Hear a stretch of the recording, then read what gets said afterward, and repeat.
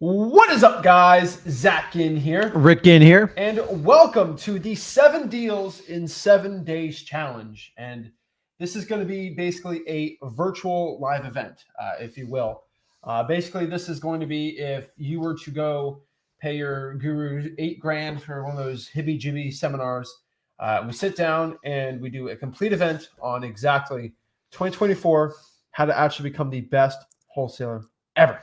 Guys, you have to understand 2024 is going to be the greatest year ever to get into wholesaling real estate. What we're going to do systematically today in the 7 Deals in 7 Days Challenge is show you systematically how you can get 7 wholesaling deals in the next 7 days. Now, for some wholesalers, maybe it's just getting your first deal in this week, right? How to get your first deal in 7 days, how to get your first deal this month, right? But for some of you guys who are action takers, 7 deals in 7 days, this is just a kickoff. This is the start of the year challenge that we want to start doing. And I think it's really going to kickstart people up. We're going to have challenges for you, homework at the end of this, and we're super excited for this. We're going to cut the fluff. I swear to you guys, if you did go out here and pay $7-8 grand for a seminar, right? Somewhere $2,000-3,000, right? You paid all this money to go learn how to go actually out here and wholesale real estate. And there's thousands of people going to be watching this. If thousands of people pay thousands of dollars, we're going to give you the same value, same content, and the same information because this is what you need to know. And after running a live event, finally, we know exactly how to do it, and we're doing it right here live for you. And so we're super excited. We want to do this live. We wanted to really take our time. This is not a regular live stream. This is a 2-day live event. So today and tomorrow for a decent, very long time outside of our regular live streams. We're going to go nuts, and we're just going to sit down and break down everything you need to know from A to Z about how to wholesale real estate, right? We talk about this on some of our live streams all the time, or just in general talking to sellers like, hey, I don't have 10, 12, 15 hours to go sit down and show you all of wholesaling real estate like right now, right? Yeah. I got 30 minutes, right? But guess what? We sat down today and tomorrow of exactly just sitting down everything you need to know to get started in 2024 for wholesaling houses. So we're excited. We're ready to go. We're pumped up. Let us know, guys, where you're coming from. I'm super excited for that and ready to hear what you guys are talking about, right? I got some people, Port St. Lucie, Florida. We got some people all over the country. We got we got a lot of Florida people here. We got Utah. Shout out to everyone out here watching this. We are excited, everyone around the entire country. We're pumped up, ready to go. And so this is going to be the 7 Deals in 7 Days Challenge. Now, we are live. We are ready to go. We are excited. We are pumped up to get you rich in wholesaling real estate, guys. Wholesaling real estate has completely changed my life, and it's completely changed your life, and we're ready to go. And so just really quick, a quick recap of who I am and who you are. My name is Zach Ginn. My name is Rick Ginn. And basically, let's kind of talk about our stories, who we are starting out really quick, and then let's kind of break it down and start this challenge. So who are you? I'm Dad. So I took the traditional route, like a lot of you that are probably watching this, and I went to school. I didn't get good grades. I am a full ADHD child. I didn't know it till late in my life. I went on to college. I did my 5.5-year stint there, and I got a finance degree because I wanted to know about money. And then I went in the corporate world. I did sales for 12 years. I hated every minute of it. I didn't believe in what I sold. I didn't like the structure, and I was extremely limited at how much money I could make. So I waited 12 years to get to this point to find an avenue where I could be more free, express my ADHDism, I call it. And I stumbled across real estate investing, and I specifically found wholesaling by complete accident. Nobody on the internet. I went to a meeting. I found it. I said, that sounds like the most exciting thing in the world. That's amazing. And I didn't want to sell cars. I didn't want to sell houses. I knew I didn't want to be a realtor, so I limited that right off the bat. And I dove in. I did it while I had a full-time job. Not only did I have a full-time job, I had a big fat mortgage. I was way in over my head in debt, and I had 2 small children. And so I started doing it, and it took me about 8 to 9 months. I replaced my income with my wholesaling operation. To be honest with you, I was terrible when I started out. I had no idea what I was doing, and I failed a lot. And the only difference is I just stuck at it because my why, my belief was this was my way out so I could get freedom. And a lot of people are like, oh, Rick, you got so rich wholesaling. I'm here to tell you, I did it more for freedom of my life and my time. And then what happened is I got really good at it. I quit my job, one of the greatest days of my life, firing my boss. They begged me to stay, offered me promotions, threw a bunch of money at it, and I still walked because wholesaling was so attractive. And then what happened is, fast forward, I got to spend a ton of time with my kids. I got to go to every sporting event, and I just spent a ton of time with them. And I remember Zach saying to me once before, like, Dad, you're always around. I don't understand what you do. And he had always had a hard time explaining it to his friends and his parents. And it just led to a conversation. And honestly, I never made this guy do real estate, but I'm going to let him explain the story. But here's the key, guys, is if you really want to lead and make a change and a spark in your life and your families, you have to do it. Your boss isn't going to do it. Some company's not going to do it. It has to be you. I took a risk when I was 33 years old. I tried every avenue my parents gave me. It was a nightmare. It was what we call the matrix. And a lot of you are stuck in it. I took a leap of faith. I busted my butt. Failure was not an option because I was deep in a hole. And fast forward, I've been doing this 21 years now. And because I made that decision 21 years ago is why I'm standing in front of you, why this amazing human being's in front of the camera with you. And the best thing you do if you ever want to lead your family out of a matrix type lifestyle is you have to lead. You can't talk about it. We can talk till we turn blue. The world's full of talkers. We need doers. And the best way to do it is actually take action and do it. So don't tell your kids what you want to do, what you accomplish. Go do it. And then if you want them to break from the matrix and they see you can do it, it's a much easier path for them. So I'll let you kind of chime in. Yeah. So basically, a quicker version of this is he started wholesaling real estate 2003. 2003. Yeah, So 24. 20 plus years ago. And he made a decent amount of money wholesaling houses. I mean, I would say not like a stupid amount, but like he made a good living on it, right? A lot more than my corporate job. A lot more than a corporate job, but nothing nuts, right? Like nothing crazy. And then basically I was a bag boy and I was stuck in my little matrix, right?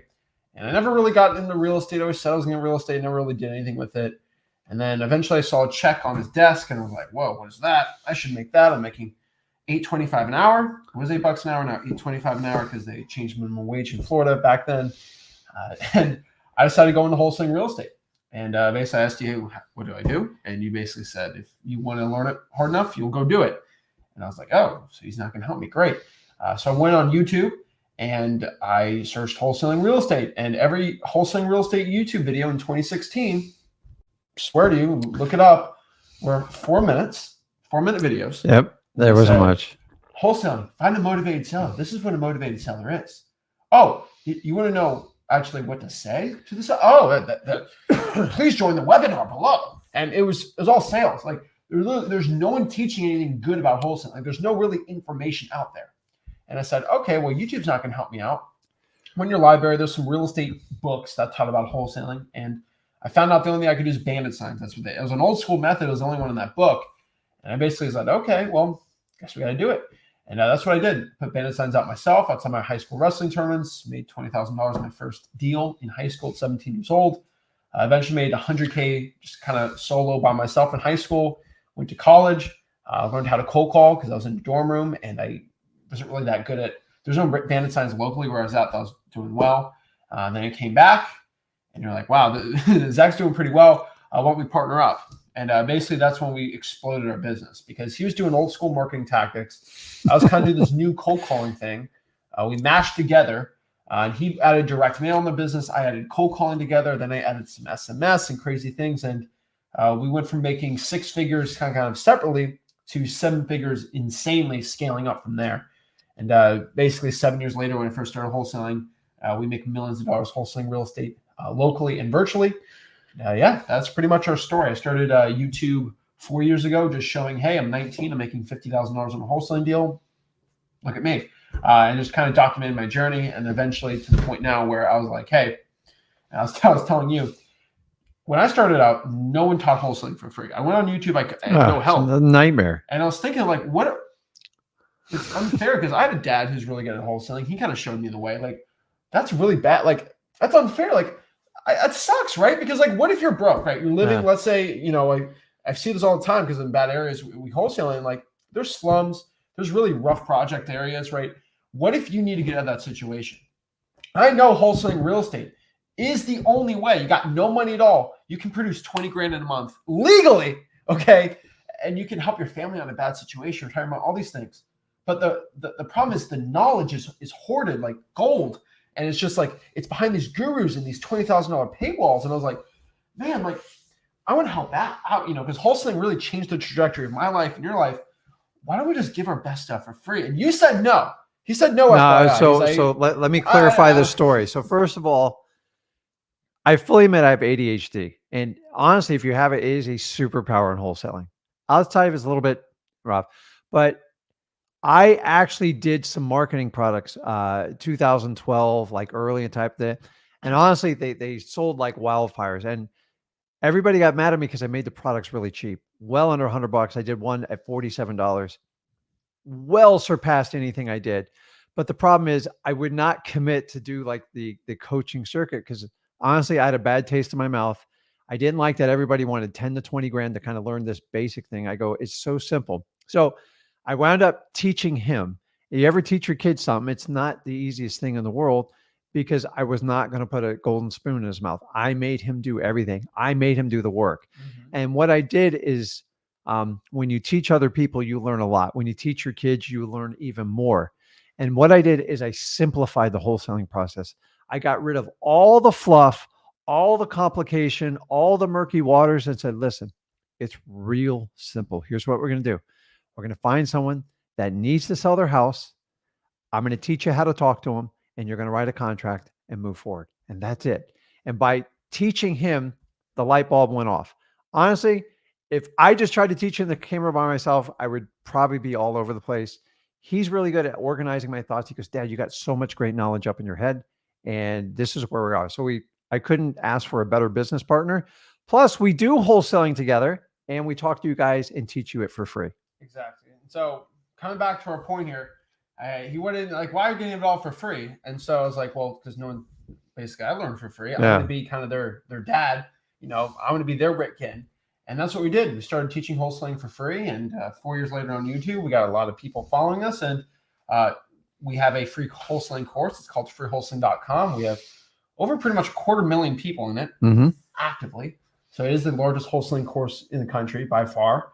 And the cool part about that is it is the only course from A to Z, talking about marketing all the way to selling the deal, creative finance, everything, that is taught 100% for free. It costs no money at all. You can watch all the access, all the content, everything, stuff YouTube doesn't even allow me to post, like privacy policies, screen shares, me pulling garden lists, all these things. And we have that, right? And to this day, we're still the only wholesalers to teach wholesaling for free. So that's who I am, it's who you are. And that's kind of what we're here to talk about today. So you kind of know a little bit about us now. And we're here to just show you how to wholesale real estate for free. So this is the 7 deals in 7 days challenge. We are excited to break this down for you guys and break it all down so you can be a successful wholesaler. So let's talk about this. Let's get into it and let's share. And so first and foremost, we got to talk about the newbies out here, right? Mm-hmm. What is wholesaling real estate? Wholesaling real estate is the process of writing up a contract to buy a piece of real estate. We are writing up a piece of paper to buy that piece of real estate, a house, property, whatever, and then we sell that contract. Let me clarify this. We are selling the contract, not the house, to a landlord, to a house flipper, or basically a cash buyer for a profit.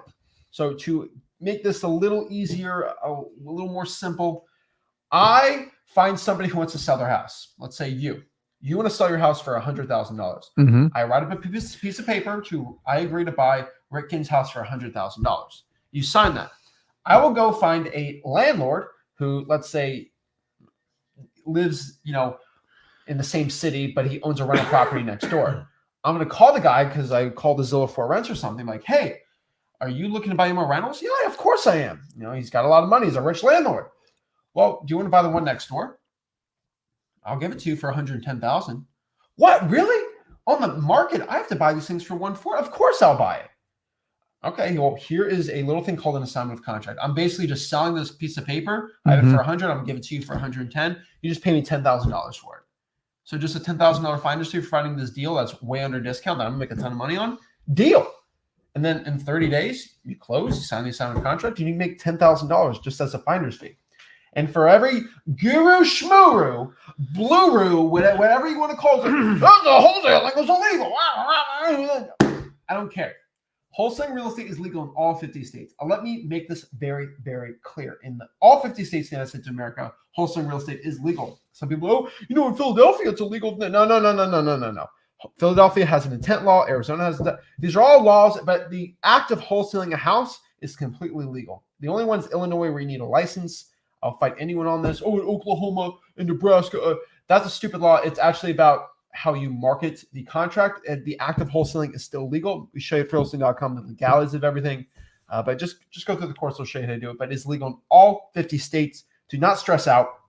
You can wholesale real estate and do it. I don't care how old you are. I don't care what you look like. I don't care where in the world you live in. Got an internet connection and a will to do it, you'll do well. And so why should you listen to us, guys? Let's talk about this again. We've helped over 250,000 wholesalers learn wholesaling real estate and get their first deal to ones that make millions of dollars a year. We are the largest wholesaling educators in the world, I would say. I ain't no guru. But we've taught more wholesalers than any other person in the history of wholesaling real estate. It's pretty impressive. Why is that? Is it because we're just so cool and sexy and great? No. Honestly, it's just because we're free. We're really the only free people. And so I'm just being honest. Why do people use Google, not AOL? Because AOL cost money back then, and Google just said, hey, let's do it for free. Yeah. Easy, pretty simple process, right? And just for all my haters out here, I get plenty of haters. We got plenty of guru-fueled haters. If you don't believe us, let me just show you some proof, okay? Now, this is just from 2023, and this is basically the first quarter of 2023. I don't know what it was. These are people just publicly posting and thanking us for, hey, Zach, thank you so much. We got this deal. Appreciate it.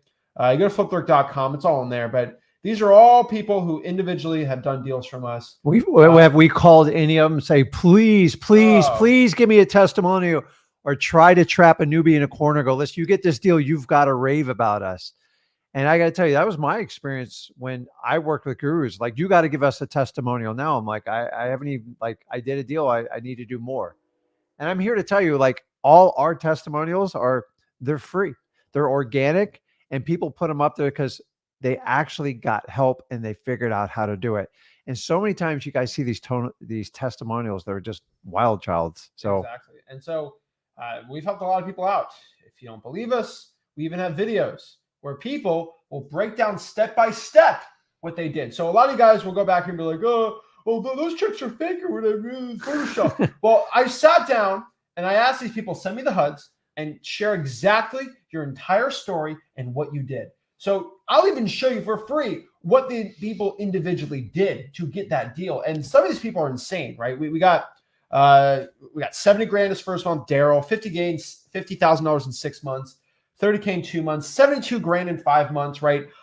Look at this guy right here, $165,000 his first 6 months wholesaling real estate, guys. These people all giving it out step by step because they learned from me absolutely for free.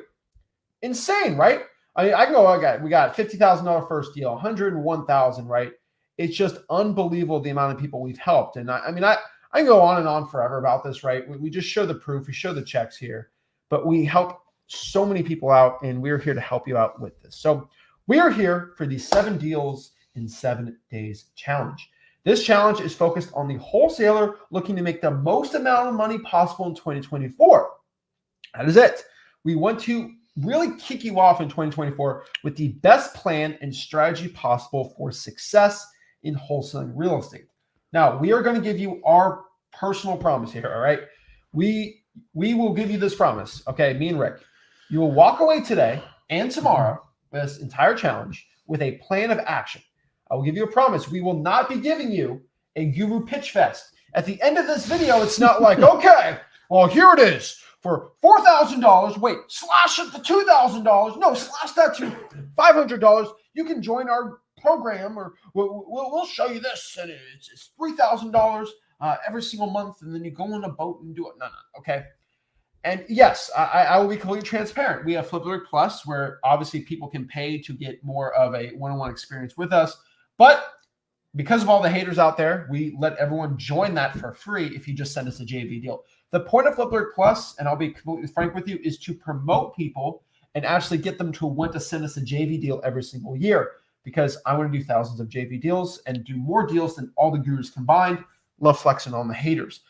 So Flip with Rick Plus is a great one, but like, guys, you can join it for free. You all have a path to learn from me for free. Send me some JV deals, right? But the point is, there's going to be no pitch at the end of this. This is just going to be an education and shown for you. I want you guys to understand this. Why? We're the only ones to have a live event and actually give the entire live event for free. We're still giving it out every week, portions of it. Why are we the only ones that give our live events out for free? Because at the end of our live events, people say hug us, they say thank you, and at the end of it, there's no pitch fest at the end. There's no, oh, here's that. No, it's just education and just give. And anyone went to a live event saying in the comments, like, we just give. Like, it's crazy. The people in there, they literally, some pay, but like a good more portion of them send us JV deals, and they just literally came there for free. And there's a completely different atmosphere when you come to an event and you know you're not going to be pitched, and you know it's just raw content. It's like right there, because people are much more engaged. They're much more appreciative, and actually are much more productive. Because if you're going to sell something, you have to hype it up and over market it like everything else is wholesaling. So we do it completely opposite, just like we do freewholesaling.com. I've never been in an event where you don't have to worry about that. And you actually have to work. You have to apply the stuff, and you actually have to practice it. We role play, we write contracts. We go heavy on marketing. And honestly, it's been a dream of mine to do this for 20 plus years. And luckily this all came together and it works out wonderfully. So when you come to one of our events, which we do twice a year with Flip with Rick Plus, we just immerse. We started like basically at 7 a.m. And then like, I think we crashed at like 11 or 12 at night, and we just do it the next day. Want to grab a bite to eat? Let's grab it. I don't do all this fancy stuff. I just want to teach you wholesaling. Everything we do is about wholesaling. I never forget the first deal I did. And I replay it in my mind every day, because I know the feeling a lot of you are having. And what we're here is why we're doing this fest right now, is to just get you information so you can get started and get rolling. Yeah. And so there's no pitch at the end of it. We're here to give it all for free, spend tens of thousands of dollars to throw these live events out for you. And people say, oh, wow, Zach spent tens of thousands of dollars, and I literally spent no money to come here. That's the point. That's what we do. And so let's kind of get into it. And let's break it down so you can learn exactly how to get rich wholesaling analysis. And so this is our promise to you. We're just going to educate here. There's no pitch at the end of this. We're ready to go. Now, you're going to get asked this. What's in it for us, right? Why is, I hate to say it, but everyone's used to getting scammed, right? I get it, okay? Now, if you haven't watched me for long enough, you know there's going to be no pitch at the end of this. But what's in it for us? Why is Rick and Zach giving this apps for free? I'll be completely honest with you.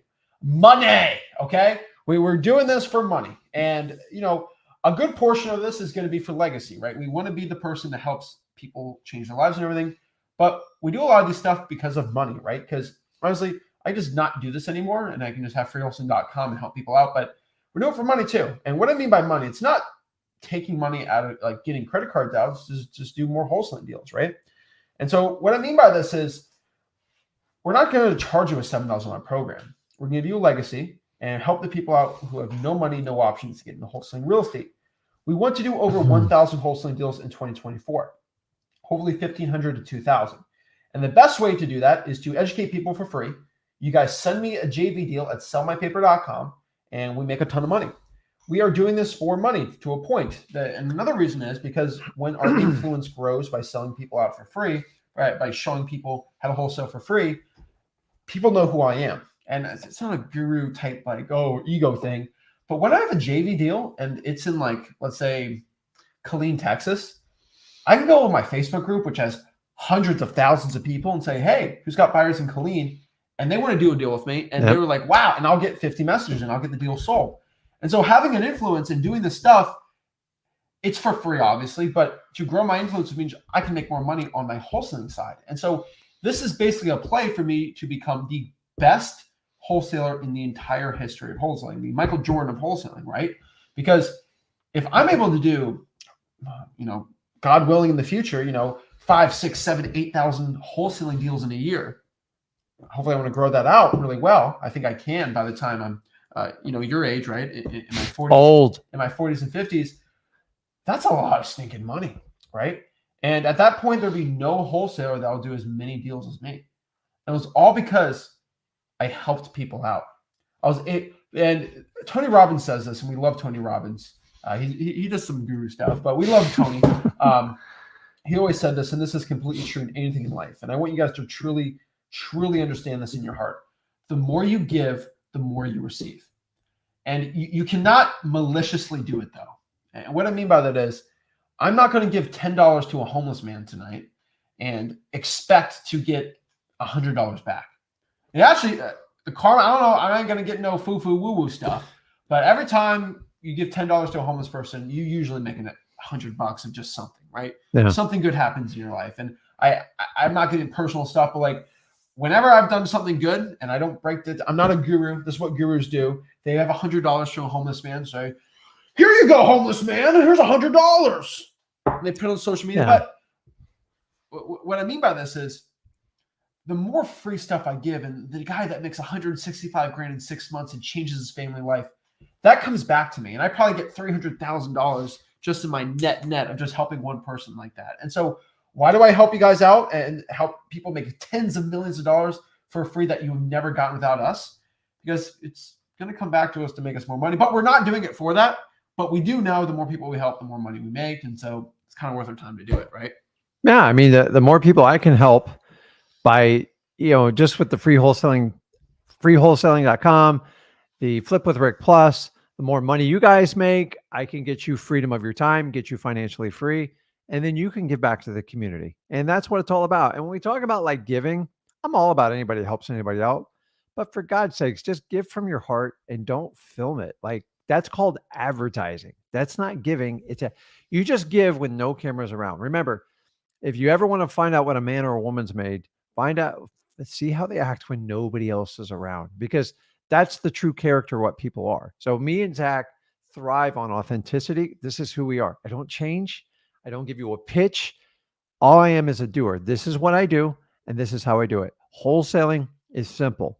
And because we are a wholesaling channel, all we do is focus on it. You will never hear us talk about things that are not related to wholesaling because there's zero benefit to you. We are an expert in this field. This is what we teach and nothing else. Other than like, we make fun of each other here and there, but that's about it. So it's up to you guys, man. I was in your exact same position 21 years ago. And I'm here to tell you, I stuck it out. I had some hard times, but I got through it. And once I mastered wholesaling, life got really, really easy because I now work with my mind. I stopped working with my hands and my labor. And if you're stuck in that position, you want to work out, we can help you dig out of that hole. But remember, you have to account for yourself. No one's going to bail you out. I had to learn this the hard way. No corporation's going to bail you out. Your parents are going to bail you out. It's only you. And once you realize that, you just got to find the tool to leverage your skills. And if wholesaling gravitates to you, obviously you're watching this channel, I think me and Zach are an excellent fit for you. But it's up to you. You guys always vote with your time and you vote with your money. That's most likely why you're here. So let's break this all down and let's get it. And so, yes, if you do have a JV deal, send it to sellmypaper.com. I will let you know. So we're not pitching you anything. The one things we do tell you about is two things. It is number one, sellmypaper.com right here. If you have a JV deal, you want to send it to us. Heck, we want to do a $20,000 deal. We make 10. You make 10. We can 50-50 it. Sometimes we have other partners. We have to switch up the splits. Sometimes it's a 33% split. Sometimes 50-50. Depends where in the country you are and how difficult it is to JV your deal if we have to negotiate from there.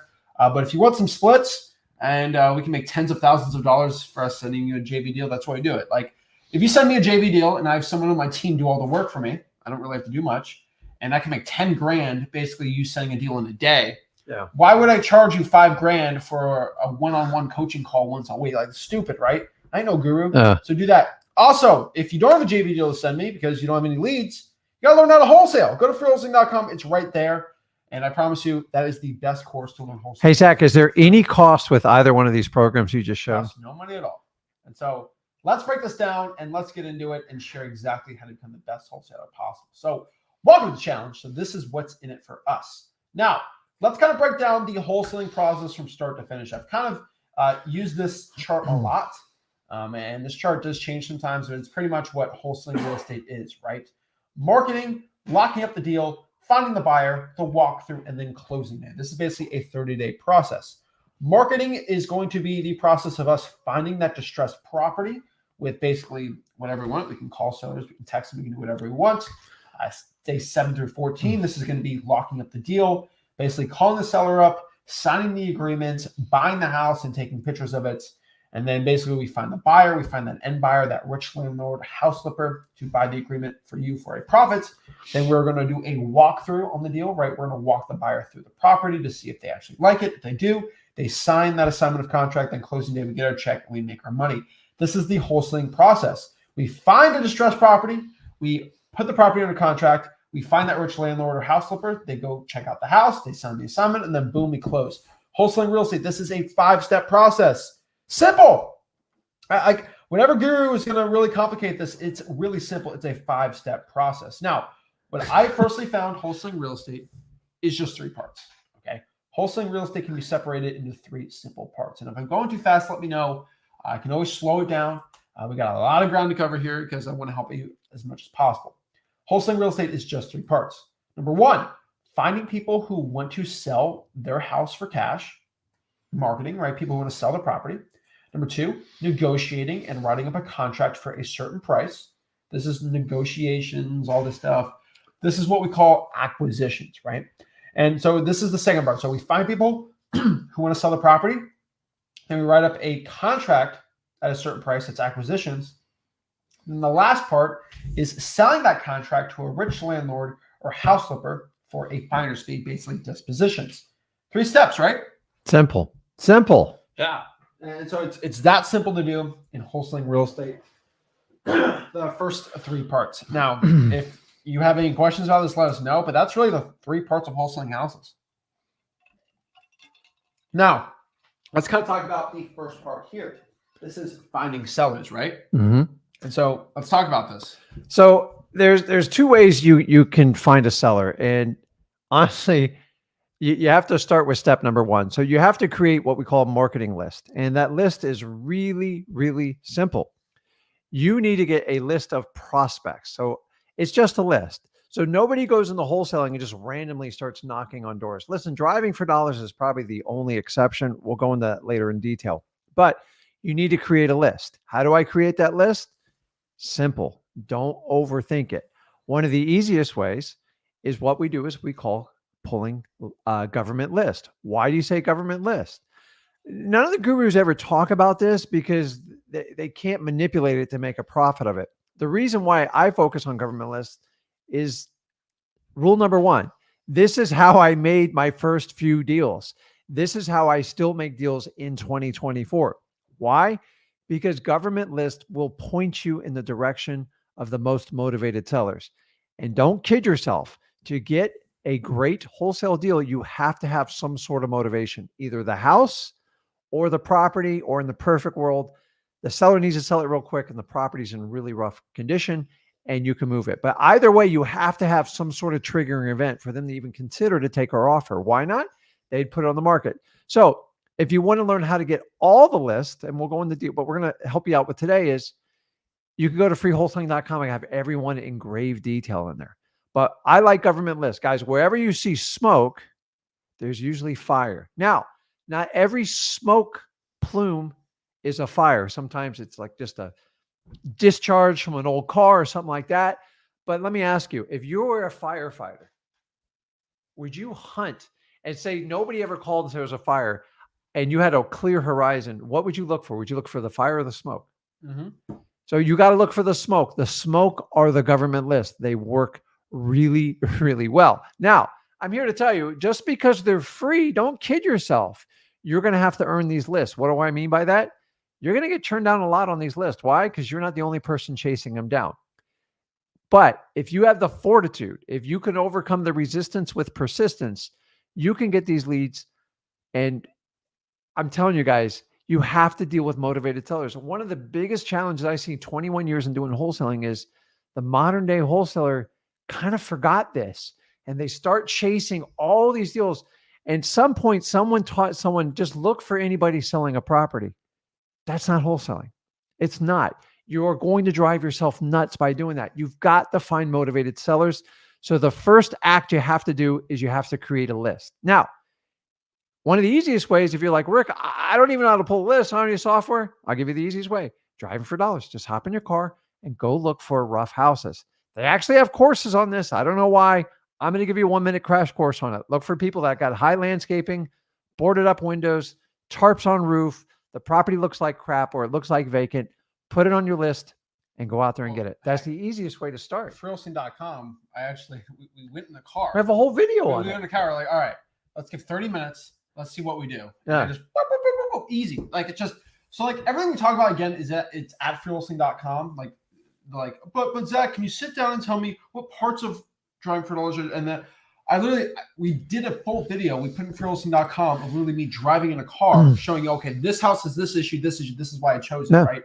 We actually have tutorials on there too. Like it's FYI, but that's how we find deals, guys. It's marketing, it's finding motivated sellers. We also have to use the right marketing channels, right? We talk about the lists, and then we got to talk about the right marketing channels, the best way to actually reach out to these sellers, right? The way I look at wholesaling marketing-wise is with lists and marketing channels, right? List is going to be the baked, and the channel is going to be the rod and reel. And we love fishing here, so we talk about fishing a lot here. If you hate fishing, go pay a guru 10 grand. I don't know what to tell you. But wholesaling and fishing is very similar, and we're pretty good at fishing. So that's why we're good at wholesaling, right? And the thing about bait and a rod and reel is you get the most premium $10,000 rod and reel, rod out there, the best Mac Daddy rod out there that'll never break or whatever. And if you have like a piece of cheese at the end of the hook, you ain't gonna catch them on. Okay, it ain't gonna happen. On vice versa, though, you can have the greatest bait of all time on the hook, and if you have a really bad rod, catch a marlin, the thing snaps in half, and you don't catch anything, right? Yeah. And so a lot of you guys have this, right? You have the best list possible, and then you have just a terrible marketing channel, and their scripts suck, and it doesn't work. And vice versa, you might have the perfect scripts, but your list is terrible, right? And so it is better to have a decent list and a decent marketing channel than having a really good list and a bad marketing channel, right? If one's bad, it's not going to work. And so that's kind of what we talk about. But when they're both good, it's game over. And this is what we're here to talk about today. Finding these sellers and getting these deals right now. Now, again, it's important to pull the right lists. And this is what we're talking about right now, pulling the right list, right? And when I look at lists, this is basically a data set of people that are more likely to sell the property at a discount. Now, remember, wholesaling real estate, we are trying to find people who want to sell their property for less than the thing is even worth.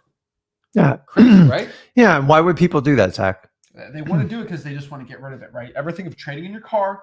Think of going to a used car dealership or pawn shop. They don't want to go clean up the car, fix up the check engine light, make it look nice, meet a guy behind a 7-Eleven at 4 p.m. on a Tuesday, and he potentially hurts you, right? You don't want to deal with all that. For an extra $1,000, I'll just let the dealership make the money. I don't have to deal with it at all. And I don't deal with the hassle and the stress of it.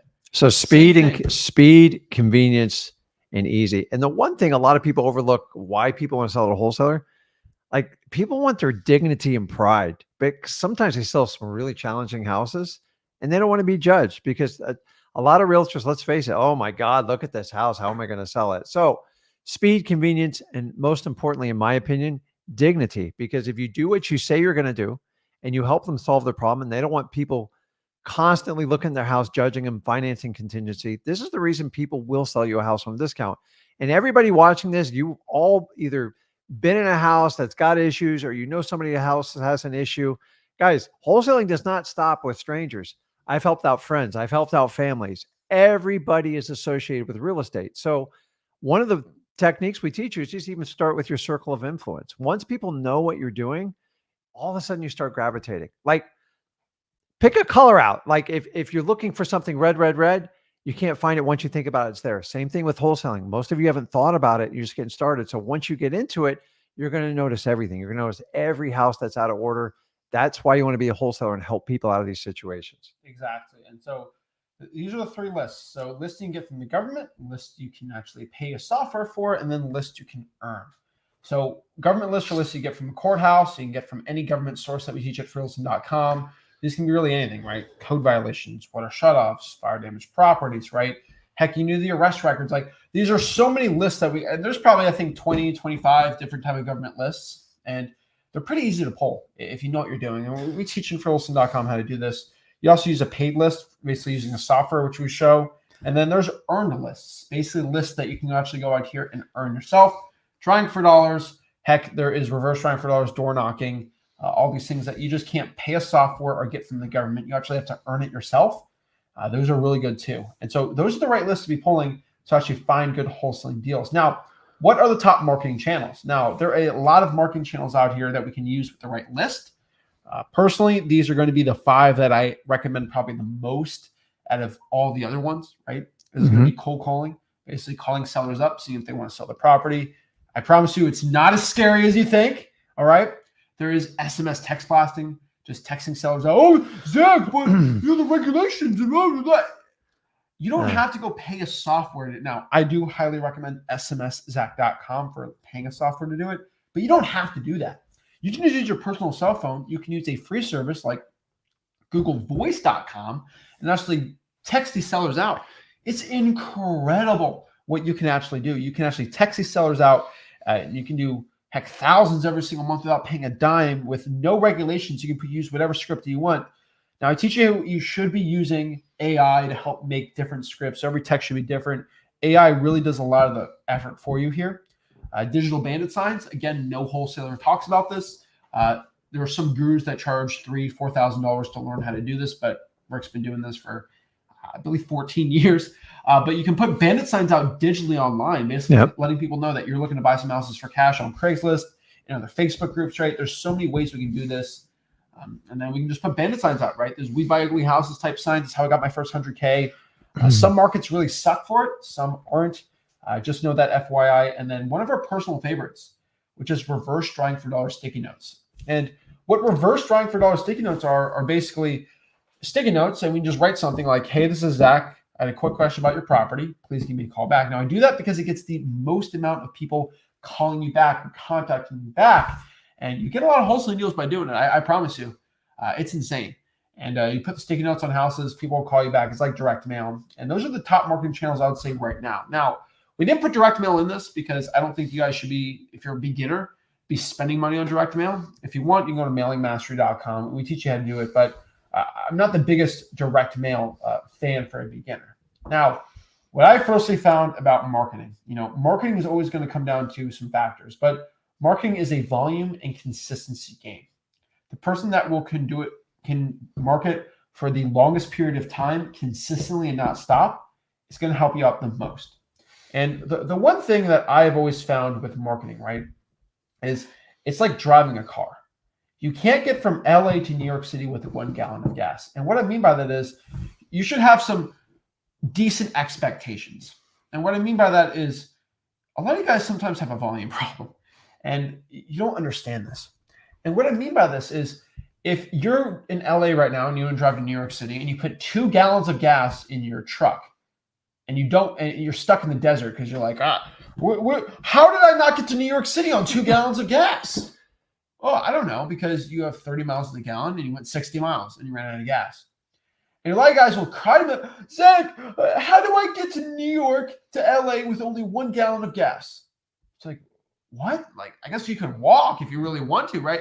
There's going to be some gas you got to put in the car and you have to refuel a couple times and consistently drive and do it. And some of you guys are like, how do I get to New York to LA in 2 hours? Just driving. It's like, ain't gonna work. And so you have to have some reasonable expectations. What I mean by this is if you want to get a wholesaling deal, right? One wholesaling deal, you should not expect to make 10 calls. You're probably gonna have to make 300, 400, 500 calls to get some good leads and good sellers. The problem is a lot of you guys expect after the 5th call to make $50,000. I'd be a billionaire, okay, if I could do that, right? It's not possible, right? And so but I personally found there's a certain amount of leads, calls, texts, whatever you want that I'm going to show you right now that you have to do to actually get wholesaling deals done. And we're going to kind of share at the end a little more. It's going to be pretty exciting, but I want you to truly understand this fact that when you're doing wholesaling deals, you have to know exactly in wholesaling real estate how much you have to do for your marketing. Marketing is a super important factor. It's something that I highly recommend, and I don't think a lot of wholesalers truly can understand this the right way. So we should understand this too. You have to put some volume in here to get some deals done. It's really important. Now, this is going to be our kind of chart. Now, you can screenshot this if you want, do whatever you want to do, but this is a pretty important chart. We have found statistically with wholesalers, this is what it takes to get a wholesaling deal done. So let's kind of break it down. So hold on. I got to get a drink. Okay. Sorry. And so one deal is going to equal what we have found. Okay, I got it. Sorry, guys. I got to clear my throat. So remember, this is just kind of an average. All real estate is local. So like, I'm just going to give you some generalities here. And remember, you are the determining factor of like how this is going to work. So let me pull it back up here and show it to you. We'll walk you through it. So if I'm going to do reverse driving for dollars, so that's basically when you put the sticky note on it. I like to use the yellow ones because it's the most common of them.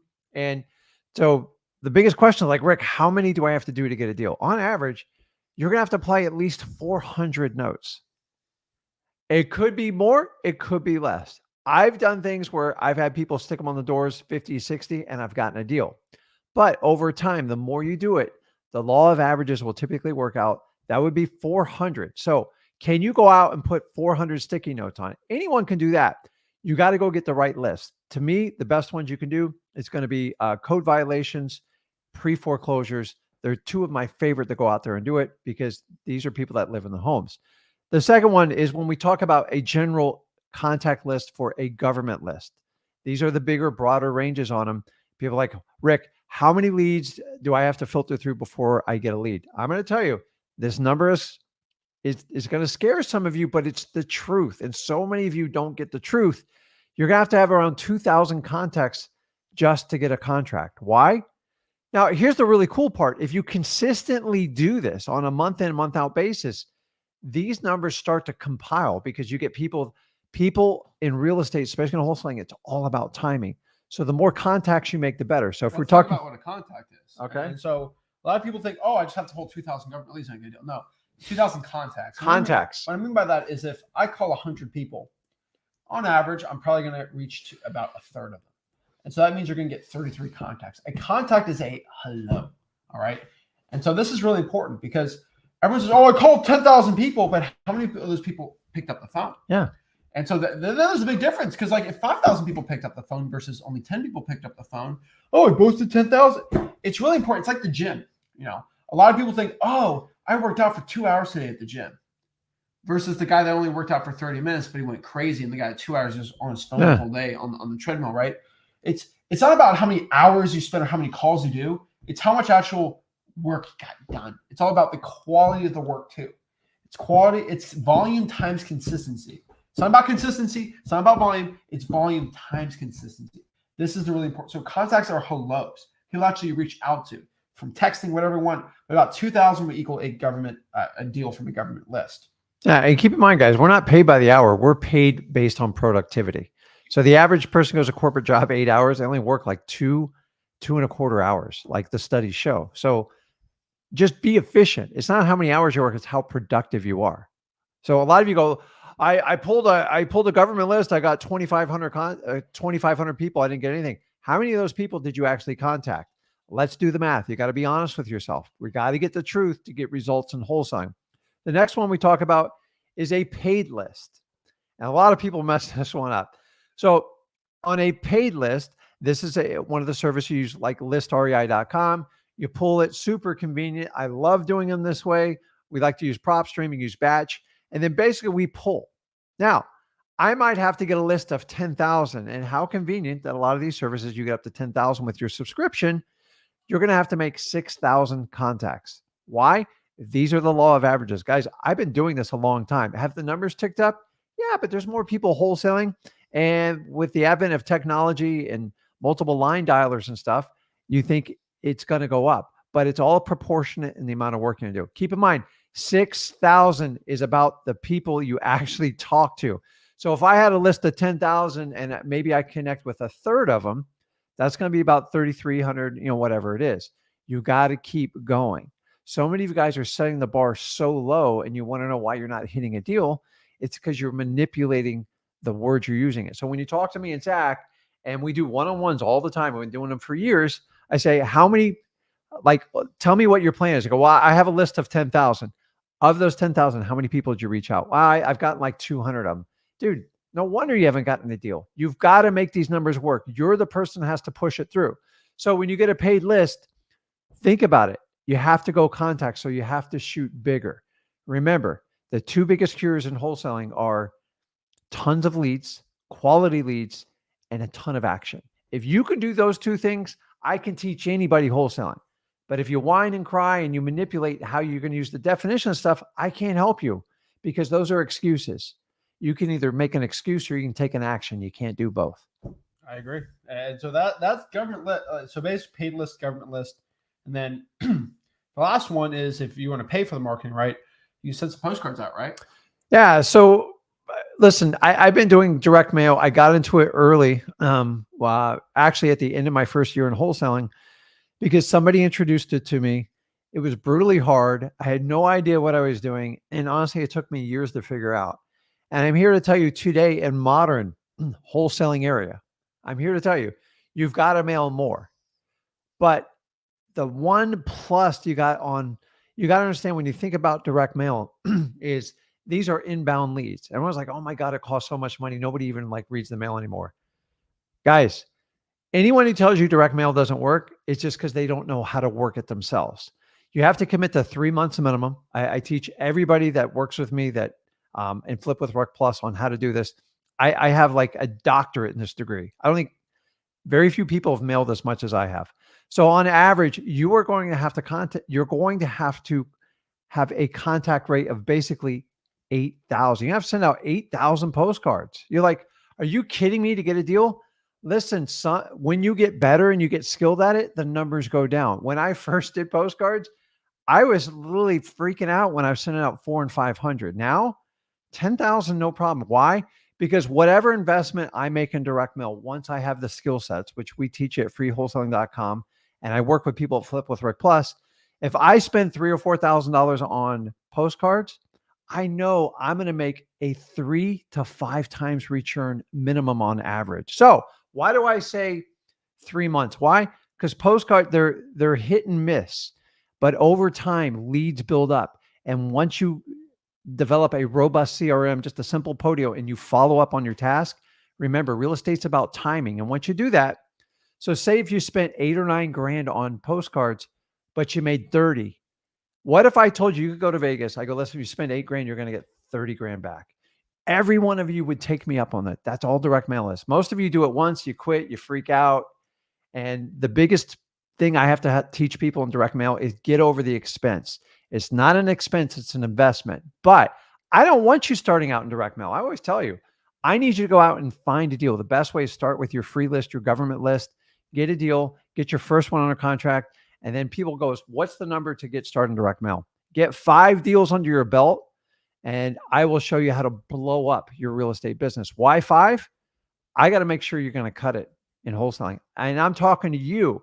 You actually have to do the work, because if you can't go out and get 1 deal and then get another 4, direct mail is not going to help you. Okay. So I want people to be successful. We teach you all on how to do it for free. Don't start out with direct mail, but that's something we use as a leverage to scale your business in wholesaling. And so now we know how to find these deals. Now we got to learn. We can't go from LA to New York with 1 gallon of gas, right? We got to put some work in. What we want to do if you want to do 7 deals, though, is you got to multiply that by 7. This is pretty important. So, okay, if I want 7 deals in 7 days, this is what you got to do, right?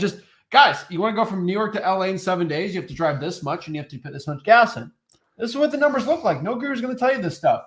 So you want to do 2 deals this month, do 4,000 contacts, do 800 reverse $1,000 sticky notes, right? This is what the math statistically after 250,000 wholesalers we've helped. This is what it is, okay? And also, a lot of people, get this confused, but it's about having the right market too.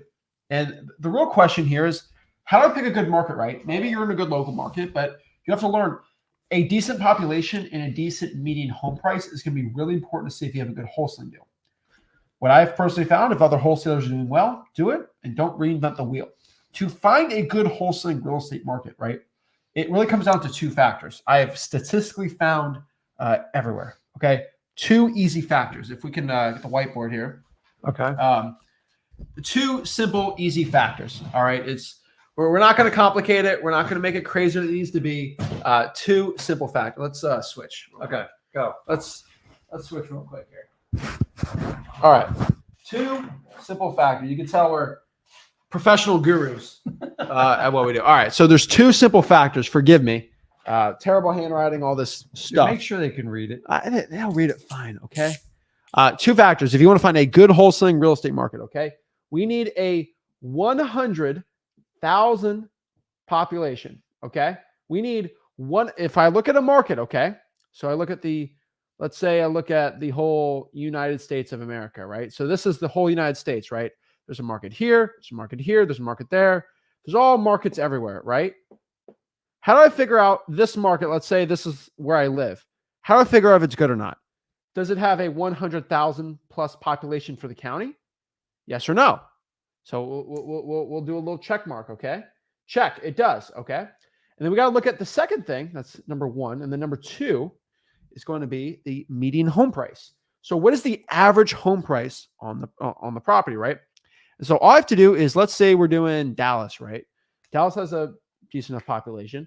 And what I'm going to do is just look up Dallas County space median home price Zillow. Heck, let's just do it right here. I'm going to look at Dallas County median home price Zillow. And what happens is Zillow's going to pop it up.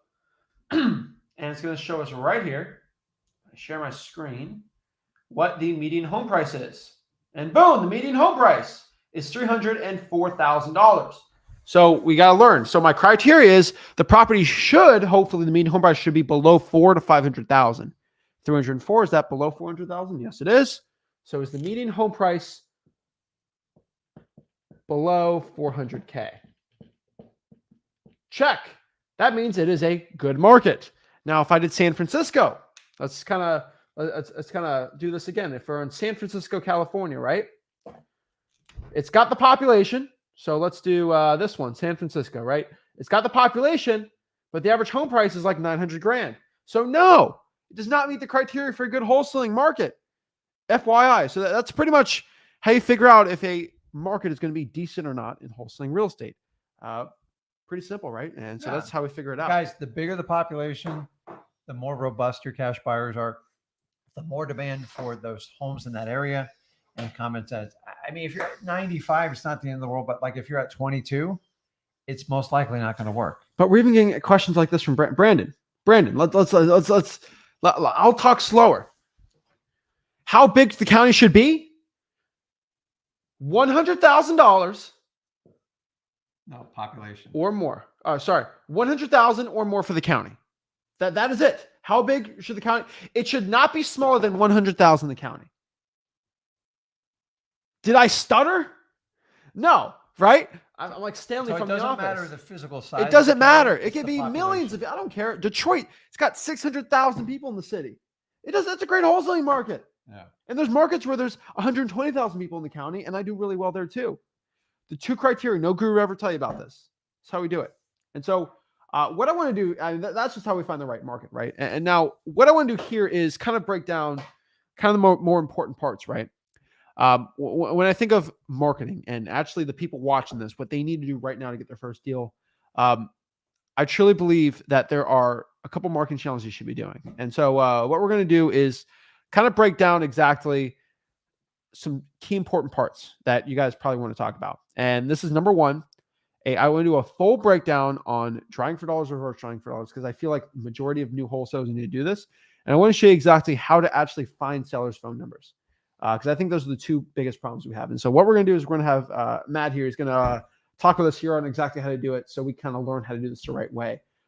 So, yeah, we're going to break it down. So I'll talk to Matt. I'll give you a little breather. I'll be right back. Take I make a couple calls. I'll be right back. Make a couple calls. We gotta go from there, but that's what we're gonna talk about right now. We're gonna really share exactly how to do this and break it all down. So we'll break it all down and we'll get it. So got Matt here. What's up, Matt? Hey, what's up, Zach? How we doing, man?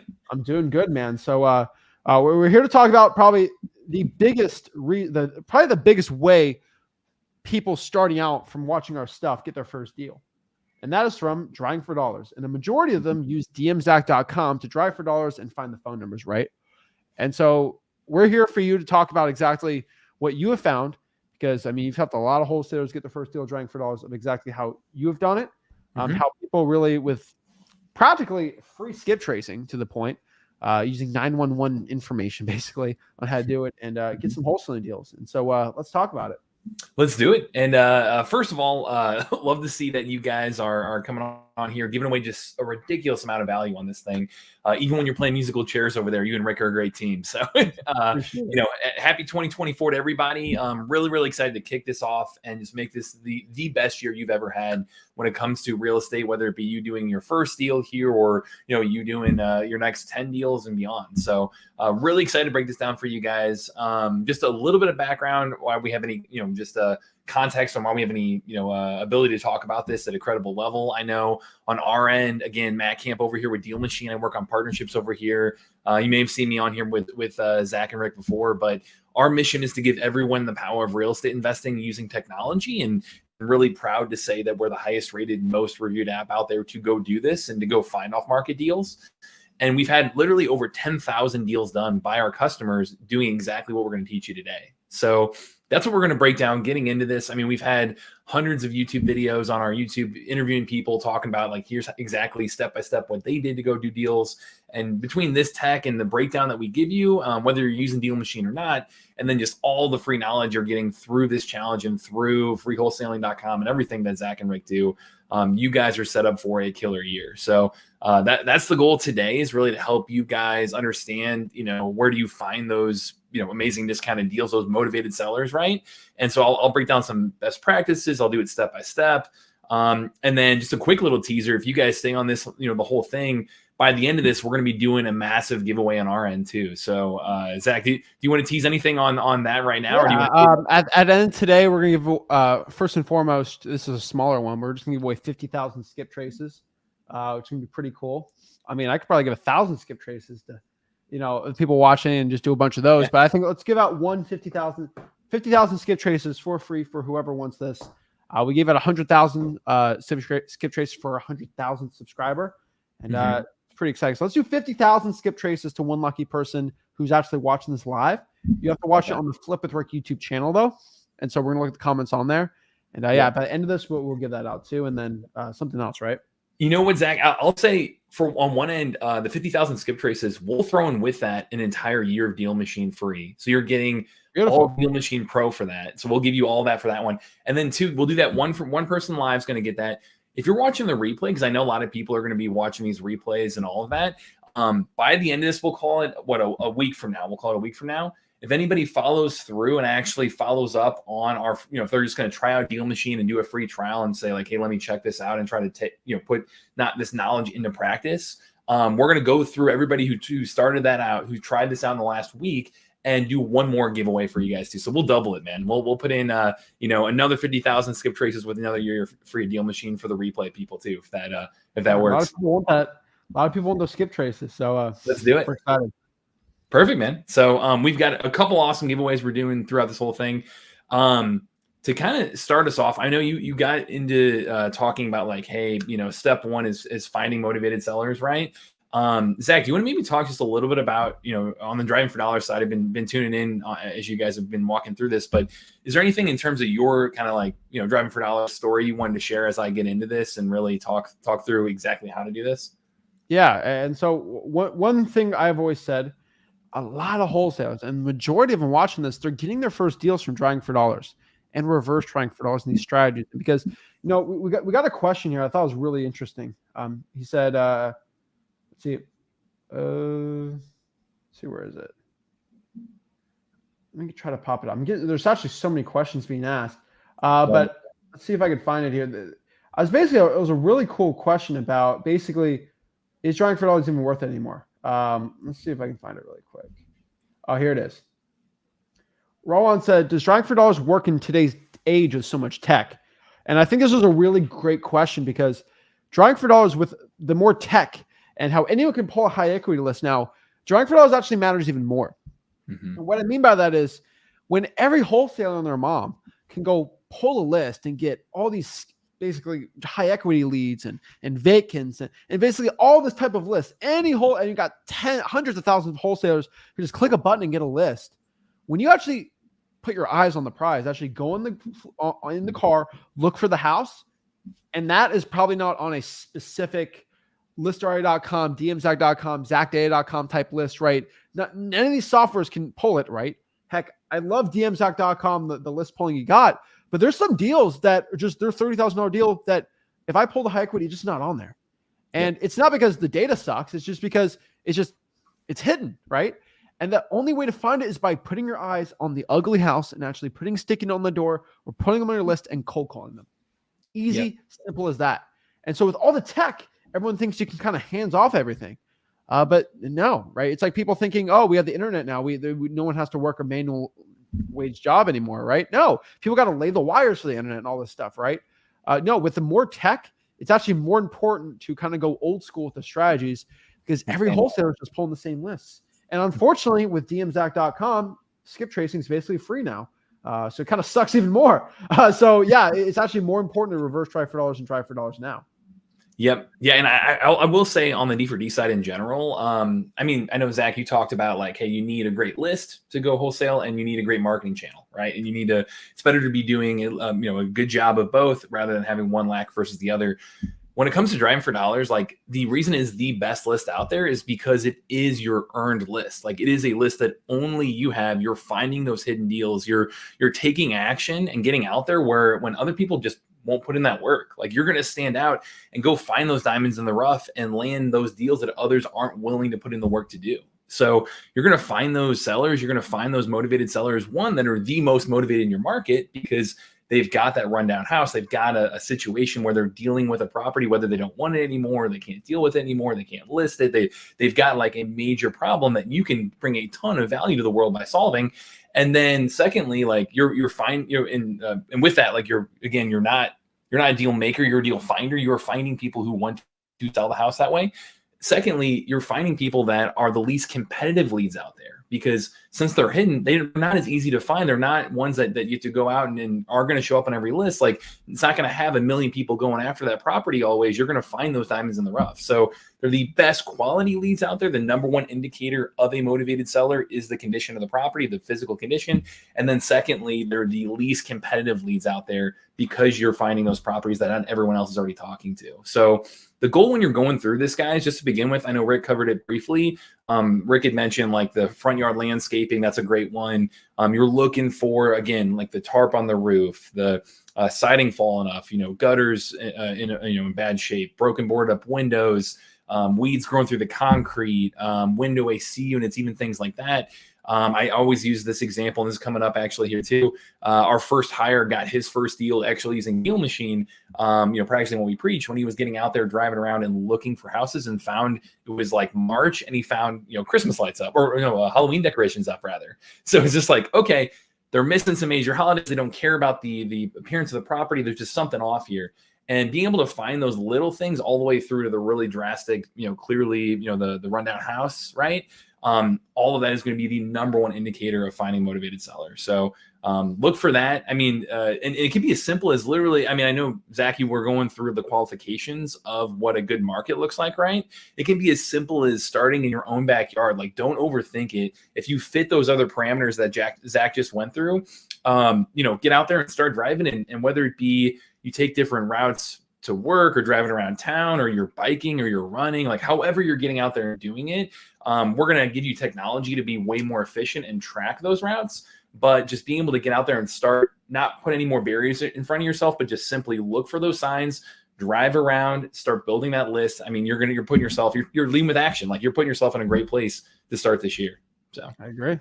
I'm excited. Awesome. So I had this shared here with you guys. You want to pull this up here, Zach? I can. Is there anything else you want to cover before I jump into the software? We can break this all down. We just got to be a little careful with. Oh, lost you there, Zach. There we go. Both of y'all in there. We got to be a little careful with the privacy policy here. Cool. And so, yeah. So FYI, dmzach.com, you click it, phone numbers do pop up, but I got to be careful because YouTube will shut this video down pretty quick.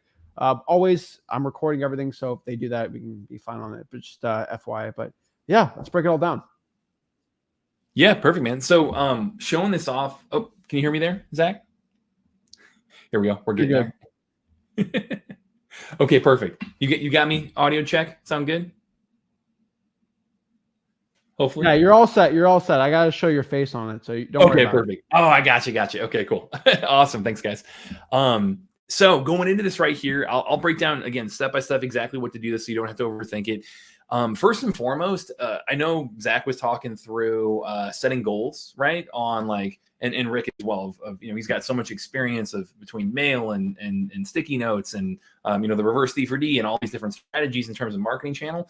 The one thing I can tell you on our end, because it is highly variant based on how good you are talking to sellers, you're going to get better over time. So it's going to take less leads the longer you do this, and the more you market to them, it means they're going to have a higher response rate, which means if you put 1,000 leads in your system and market them consistently over time, down the road you might get some answering to you as well, right? So these numbers kind of are all over the place in terms of really averaging how many leads it takes to get to a deal, and it's highly variant based on your market as well. But what I can tell you is just across the board, when you're looking at who succeeds with this long term, the number 100 is really the magic number. And that doesn't mean 100 leads will equal one deal. It doesn't mean like, and when I say lead, I mean address, I mean property added to your list that you're marketing to. It doesn't necessarily mean that 100 can get to that deal. We do have people all the time who we get these stories like Rick was talking about. We get these stories of, I've reached out to a few people and I did a deal, or I'm on my, my free trial with you guys and I did a deal. Like that does happen. We have those. You can find those on our YouTube channel. But what I'll tell you is that the number 100 is an awesome indicator of if somebody is serious with this strategy, building the right processes in place and starting to build momentum. It's like, talking about getting in the gym, like Zach said, getting in the gym, you start to build the right habits. You start to do this consistently over time. You start to say, oh yeah, I'm going to go in the morning and I'm going to do it Monday, Wednesday, Friday, and what have you. Like you're thinking through, you're very intentional about this. That number 100, when you get intentional about getting to 100 rundown houses to start to reach out to, looking at the data, that is the place that people stick with this long term. That's really the turning point of where it starts to click for people. They start to have exciting conversations. They start to get leads. They might get a deal, they might not, but you're starting to really build momentum and snowball from here. So the first thing I do want to challenge you guys is as quickly as possible, when you can get to 100 rundown houses like that, 100 houses that need your help, like that is a great place to start. Using this tech, and again, if you do dmzach.com, that's just a free trial to try the stuff out. We made it a 7-day free trial also to coincide with the 7 days and 7 deals in 7 days challenge. So that way, if you want to try it out through these 7 days, awesome. We've got it all set up for you here. What you're looking at with my screen share is there's a desktop version that's right here. There's a mobile app as well. And it's incredibly simple. You open up the mobile app and, you'll have access to both. You drive around and, the mobile app is great for getting out in the field and driving for dollars, getting out there, and it's going to lock onto your location. You're going to drive down the street, and you'll notice right here, as you drive down the street, I've got the map pulled up right here. And, again, for privacy policy, that's why I'm on the screen like this. So that way, we cover up anything we need to. But as I'm driving down the street right here, I've got Sydney Street in St. Louis. You'll notice I've got all these black dots around me. All these black dots, those are all individual properties. Those are all properties that as I'm driving down the street, I'm at the corner of McNair and Sydney in real life. On the app, it's right there for me. Cool. I click on any property right there. Awesome. It's going to pop up. Again, good job with the the screen share there. Works for the privacy policy there. Click on that. It's going to pull up that information, and simple as that, you're good to go. Like, don't overthink it. Click on that property, hit add lead, and move on to the next one. And so as you continue to build that list, as you continue to drive for dollars, you've got all these blue pins that'll start to pop up around you. That's just a visual representation on the map of all your list of leads, right? Every time I click on a property, it's going to go over here. I can hit add lead and it'll help me move on to the next one, help me pin that property and keep going. So as simple as that, you'll want to know right away, you've got the black dots around you, you've got the blue pins around you, and you've got this map that's going to move with you as you drive down the street in real life, or as you bike down the street or run down the street. So that's the map there. You can toggle over to satellite view. I know a lot of people like that just because, you know, it helps you really identify the properties in real life. It visually looks a little bit better to make it easy for you to use. But as you do this as well, you'll also notice, and this is under my box on there, but the route tracking that this is going to give you, this is an awesome feature to just help you, again, as you're driving for dollars, you want to know, like, hey, how do I be as efficient as possible? How do I, save as much time as possible and cover entire areas? If I know my market is a great market to drive for dollars and I want to get out there and add as many leads as quickly as possible, how do I just blanket entire neighborhoods, my entire city and county? Well, the route tracking feature will help you with that. The route tracking is, as I drive down the street, you're going to see a little tail pop up behind me, a little green tail. And you'll notice that the tail over time, let me move to 63109. I know that's an area that I've driven a bit here, and I've done some demos there as well. 63109 in St. Louis. You'll see some lines start to pop up as I zoom in on that for you guys. Here you go. So you've got these green lines popping up, right?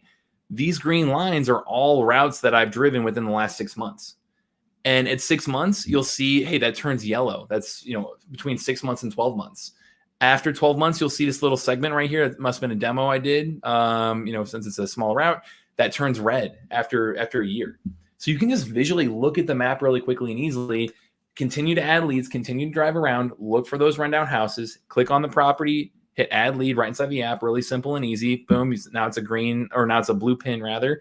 But as you do this, you're going to see all these individual routes pop up around you to make it really easy to cover that area, to blanket entire communities, and know that I can really focus on specific geographical areas for farming like this. So that is one awesome place to start. Zach, I do want to get into just a little bit about the data on the property. How much do you want me to just talk about that, or how much do you want me to show? Just to make sure I cover the privacy policy. I mean, you can show it.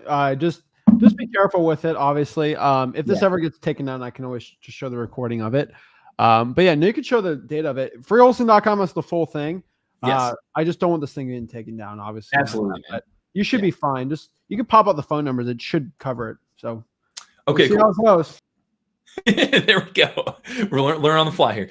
Awesome. So, as we go through this again, every individual property that you add is, becomes a lead inside Deal Machine, right? So you've got your map at the top, you've got your leads tab, and you've got your mail tab. Again, the mobile version looks a lot like this, but squeeze down on your phone. And when you add those properties, when you click into that, what you're going to see is data start to pop up here. You're going to see things like, hey, here are data around the equity in the property, estimated equity percent. Here's mortgage information, in terms of the interest rate and, coming in and being able to really dig in here.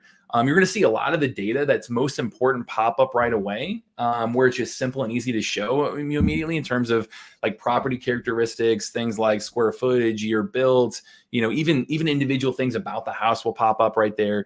Land information like parcel, even parcel IDs, things like that, school districts, flood zones, all kinds of info there. Tax information, transaction history, all right there.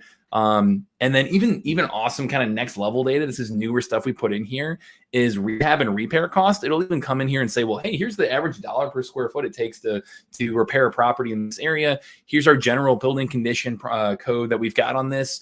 And here's our, if we're going to add or multiply those together, the repair cost times the general condition code in, by the square footage, it's going to come out to a $62,000 rehab. It's very back of the napkin math, but at least give you some pretty good general information about what a rehab on this property could look like. So in terms of the property card data, that's all stuff that, again, when you're driving for dollars, you're looking for the physical condition of the property. But when you want to take it to the next level and dig in, especially on the dispo side that we're going to be getting to here, that property data can be super, super helpful. And probably the most relevant thing I will mention in addition to that would be these property tags right here too. When you click on a property, you'll see like, hey, is it high equity? Has it been recently sold? Is it free and clear? Is it, in foreclosure? It'll give you a lot of kind of initial call outs on the properties themselves as these property tags, that as you go through and start adding these properties, it'll make it really simple and easy to call out, oh, hey, here's another layer of distress. It's a foreclosure or a pre-foreclosure. Awesome. Like, it's helping me really identify what are those best leads in my system. So, route tracking, again, going to track your routes, going to add leads, going to drive around. Just simply click on those properties, hit, don't overthink it. Look for those signs of physical distress. And as you continue to get better and better at this, we have some next level features. Like, we have a tap to add mode right here where you can tap to add properties instead of, to make it kind of rapid fire adding, right? We've got things like viewing past routes to really, again, look at the map and figure out where have I been recently, where should I go next? And even things like, adding a driver, so you can add somebody in your account to drive with you or for you. So that way I've got Elliot right here be a driver. All I have to do is just add him into my Deal Machine account if you're on Pro, to go out there and team up and do this together. And, or if you hear the term bird dog, there you go. That's bird dogging inside the app for you too. So, Zach, is there anything on the D4D side? I want to cover virtual D4D as well, but is there anything I missed that you want to make sure I hit before we do that? Yeah, I mean, I think it's pretty important, especially when it comes out to the drawing for dollars. It's just, if there's any type of motivation with these sellers, this is what we're going after, right? And the reason why we're taking this time out for virtual drawing for dollars and drawing for dollars is it's the fastest way. And we're talking about, like, we can break down this chart really quick. I'm not going to kick it out, but like, you kind of look here, right? We look at this chart. Why am I pushing drawing for dollars and reverse drawing for dollars so much? It's because 2,000 versus 400. It's a big difference. 6,000 versus 400, 8,000 versus 400, right? There's a big difference. There's a huge difference between this. And why we're breaking this down so heavy here is because it's faster, it's more efficient, and I don't want you guys to get burned out by getting no deals when you have this opportunity right here. And heck, even if you're virtually wholesaling, the ability with dmzack.com out here to go find that ugly house virtual drawing for dollars, click it, the phone number just pops up and you call right there, gets you going. The reason why I feel like dmzack.com is perfect and why we kind of added this for the challenges, it's going to push you to eliminate all of your excuses. And what I mean by that is, and we're going to talk about it when we're going to give you your homework for today, is most people, the hardest part of just getting them to start is just getting in front, having the seller say hello, and then the phone's like this. That is the hardest part with most of the sellers. And the best cure for that is, oh, I gotta do this, just get tracing. Oh, it's hard to do it. All the excuses are eliminated with the software. Heck, you can use truepeoplesearch.com, cyber background check. You can use all of those. But like the ability to find that ugly house, put it in there, and just the phone number pops up instantly. Or while you're driving for hours, you can click the button and the phone number pops up while you're driving. That eliminates your excuse of why you're not getting out here and doing volume. Like I said, volume and consistency. This is going to be the fastest way to get your first wholesaling. And that's a free trial too. It'll help you guys out a lot. Love it, guys. So what I'll go through, so if you're going to physically drive for dollars, that's what the playbook looks like. I'll show you the next level in terms of, I had a lot of people in the chat asking about virtual driving for dollars, be able to do it at, anytime, anywhere. And it's essentially like clicking for dollars at that point. You can do it on mobile or desktop as well. So I'll show you how to do that really simply and easily as well. And then we'll take it again to that next level. Okay, how do I get in front of these sellers? Well, reverse D for D. We've been talking about that today. I'll show you exactly step-by-step how to reverse D for D. And then finding seller phone numbers. I'll tackle that here for you guys too. So on the virtual D4D side, I know I have a lot of really good comments and questions in the chat and saying like, hey, I'm doing this virtually. Fantastic. We've got you covered. That's got a great place to go for that for you as well. To make it really simple and easy for you, essentially where you can start, you've got this little orange button on the left side here. And on the mobile version as well, you'll hit free drive. And then you've got a couple options. It'll say, or you hit start driving for leads rather. And when you drive for leads, it'll give you free drive, which is driving around wherever, planned route, which we'll get to here in a minute. That's part of reverse D for D. And then virtual driving for dollars, which that virtual drive right here, you can do on mobile or desktop. And when you're bringing that up, you click on start driving, and simple as this, you click anywhere you like in front of any property, hit start driving right there. And it's going to take virtual driving for dollars, import that directly into Deal Machine for you, Google Street Image right there for you. And just like you would in real life, you're driving around looking for that motivated seller. You're looking for signs of physical distress. And, this is awesome this time of year if you're in a market where it's, well, one, if you're in a market that Zach talked about is just, a San Francisco or somewhere that's not a great market for this, or it's too small, not 100,000 people. Hey, virtual driving for dollars, great option here. You can do this any time of day or night. If you got a day job that's just hard to get out there and do, something where you're driving around at, a daytime, like, hey, this is great. If you're in a market that's got a ton of snow, I know it's going to snow here eventually in St. Louis at some point. Hey, I won't miss those days. I got my virtual driving for dollars option. And just like you would in real life, it's still going to track your routes. You're still going to see like a little tail pop up behind you in that bottom left corner right there. But just like you would, hey, you're going to look at properties. You can look at them. You can see these signs of physical distress, right? You can see properties that have, you can see like there's a lot going on within these properties right here in terms of, rundown, again, all the signs we're talking about here, the overgrown grass, that's a great one. All of that's right there for you. And in that bottom right corner, you've got add lead. You hit add lead, and that's all you need to do. You've got, it makes it just very, very simple and easy, just like you would in real life, where you're driving around. It's going to pull up the information for you. You've got even, if you are physically driving for dollars, you do have kind of like an augmented reality option too, where you can actually point the phone at the property and hit add lead. It'll pop up right there for you. That's pretty cool. It's new as well, or newer. But the virtual option, as you click down the street, going to look very, very similar. Don't overthink it. Look at the property, clearly overgrown right here. Cool. Hit add lead. It's going to pin that house and just move on to the next one and keep going. So just like, again, this is something that I will mention. It's a numbers game. So it's all about consistency. It's about getting out there and building that list right away. It's the fastest way to build a list like that of physically distressed houses. I will mention the one pro tip on virtual D4D I get all the time is like, hey, yeah, I see that, this photo was taken in June 2022. Is that a reliable photo or not? Well, one, Google Street Image, in most places with 100,000 person population or more, like Zach's talking about, Google Street Image is very up to date in a lot of those places. So it's usually only going to be a year or two old typically. I will mention, even for the older ones, say this was taken, June of 2012, like a really old photo. Well, look at the condition of this property. Go in and let's see if we can see, we've got some transaction history right here. It was last sold in December of 2021. So I can see that really simply and easily right there inside Deal Machine as well. And knowing that it was December 2021 and this photo was taken in June of 2022, we know it's the same exact owner that purchased this property. It still looks like this. So, hey, could be still a really good lead. I'd highly recommend comparing that transaction history, that last sale date, to the condition of the property. And if it's still the same owner, even when it was a rundown house, even if it is an old photo, hey, I would consider that a good lead. Because it's still, that's still the person who owned it when it looked like that back then, means it's highly likely in somewhat similar condition. So I would say when you're virtual driving, add that to the mix, in terms of how you're evaluating those properties. But outside of that, don't overthink it. It's going to give you a route summary just like it would in real life. You can see I drove, 0.09 miles. I drove for 3 minutes. I added 2 leads. That's all right here on the right side behind me on the live stream right there. And you can see that's pulled up on the map right here, tracking your route. And there you go, man. So, Zach, do you have any other pro tips on the virtual driving side before we get to reverse D4D here? Yeah, when you're virtually driving for dollars, the key here is if you see any motivation, you go from there. Mm-hmm. One thing I'll tell you is there's 2 ways you can do it too, which I do like. Number one, you can actually pull some government lists, and in dmzach.com, you can do this. I think I'll show it. You get like 100 code violations. You can pop it in Deal Machine and dmzach.com, and you can actually get a route of those, and you can actually see, oh, wow, are they really ugly or they're really not?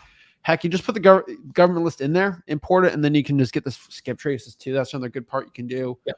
But really just making it simple. If there's some sort of motivation, just pop it on the list. Even if it's something slight, just do it all day, every day. When you're virtually driving for dollars and driving for dollars, I like to avoid bank-owned properties, obviously. Corporations, it depends, right? I like it if they at least owned it for at least 2 to 3 years because some ugly houses get bought from the bank or someone. But I don't really try to judge too much. If it's ugly, it goes on the list. Simple as that. There we go. Yeah. So what I'll tell you, in terms of as you're building that list, like you just got to a great tip there in terms of like how to use government lists and all of that within the platform as well. Step one again is build a really, really high quality list. However you're getting, you guys went through earned list types. You said paid list types. You said government lists. Fantastic. We got you covered on the earn list side with physical driving for dollars, and then we've got you covered on the earn list side with the virtual driving for dollars. Now, reverse D for D. If you're out there and you're wanting to drive around, and again, that's just driving around, putting sticky notes on the door where you're saying, hey, I have a question about your property, give me a call. Here's the phone number, make it really simple and easy. Like, don't overthink that either. But if you're going to drive around and do reverse D for D, one, that's a strategy that has amazing response rates. Like, I know you were comparing that to direct mail before, Zach, but like, the reverse D for D, like putting a sticky note in somebody's door, people pay attention to that. Like, people are going to give you a call. We see our customers doing that, like they are getting phenomenal response rates from doing that strategy. The one thing is inside Deal Machine is if you want to do this as efficiently as possible and effectively as possible, like get the best leads as fast as possible, map the whole thing out. We have a planned route mode inside Deal Machine where you can actually go in, and you just talked about it, Zach, like put your government list in there. Put, you're already driving for dollars. Awesome. Put that sticky note on the door while you're doing it. Go in here and you get, on Deal Machine Starter, you get 10,000 leads. On Pro, you get 50,000. On Teams, you get 500,000. Like, go in there and take full advantage of that by importing lists into Deal Machine. Or you can even go in and pull a list inside the app to be able to drive that. And what planned route mode is when you hit start driving on the mobile app, it's going to say, hey, do you want to free drive? Again, that's just driving for dollars.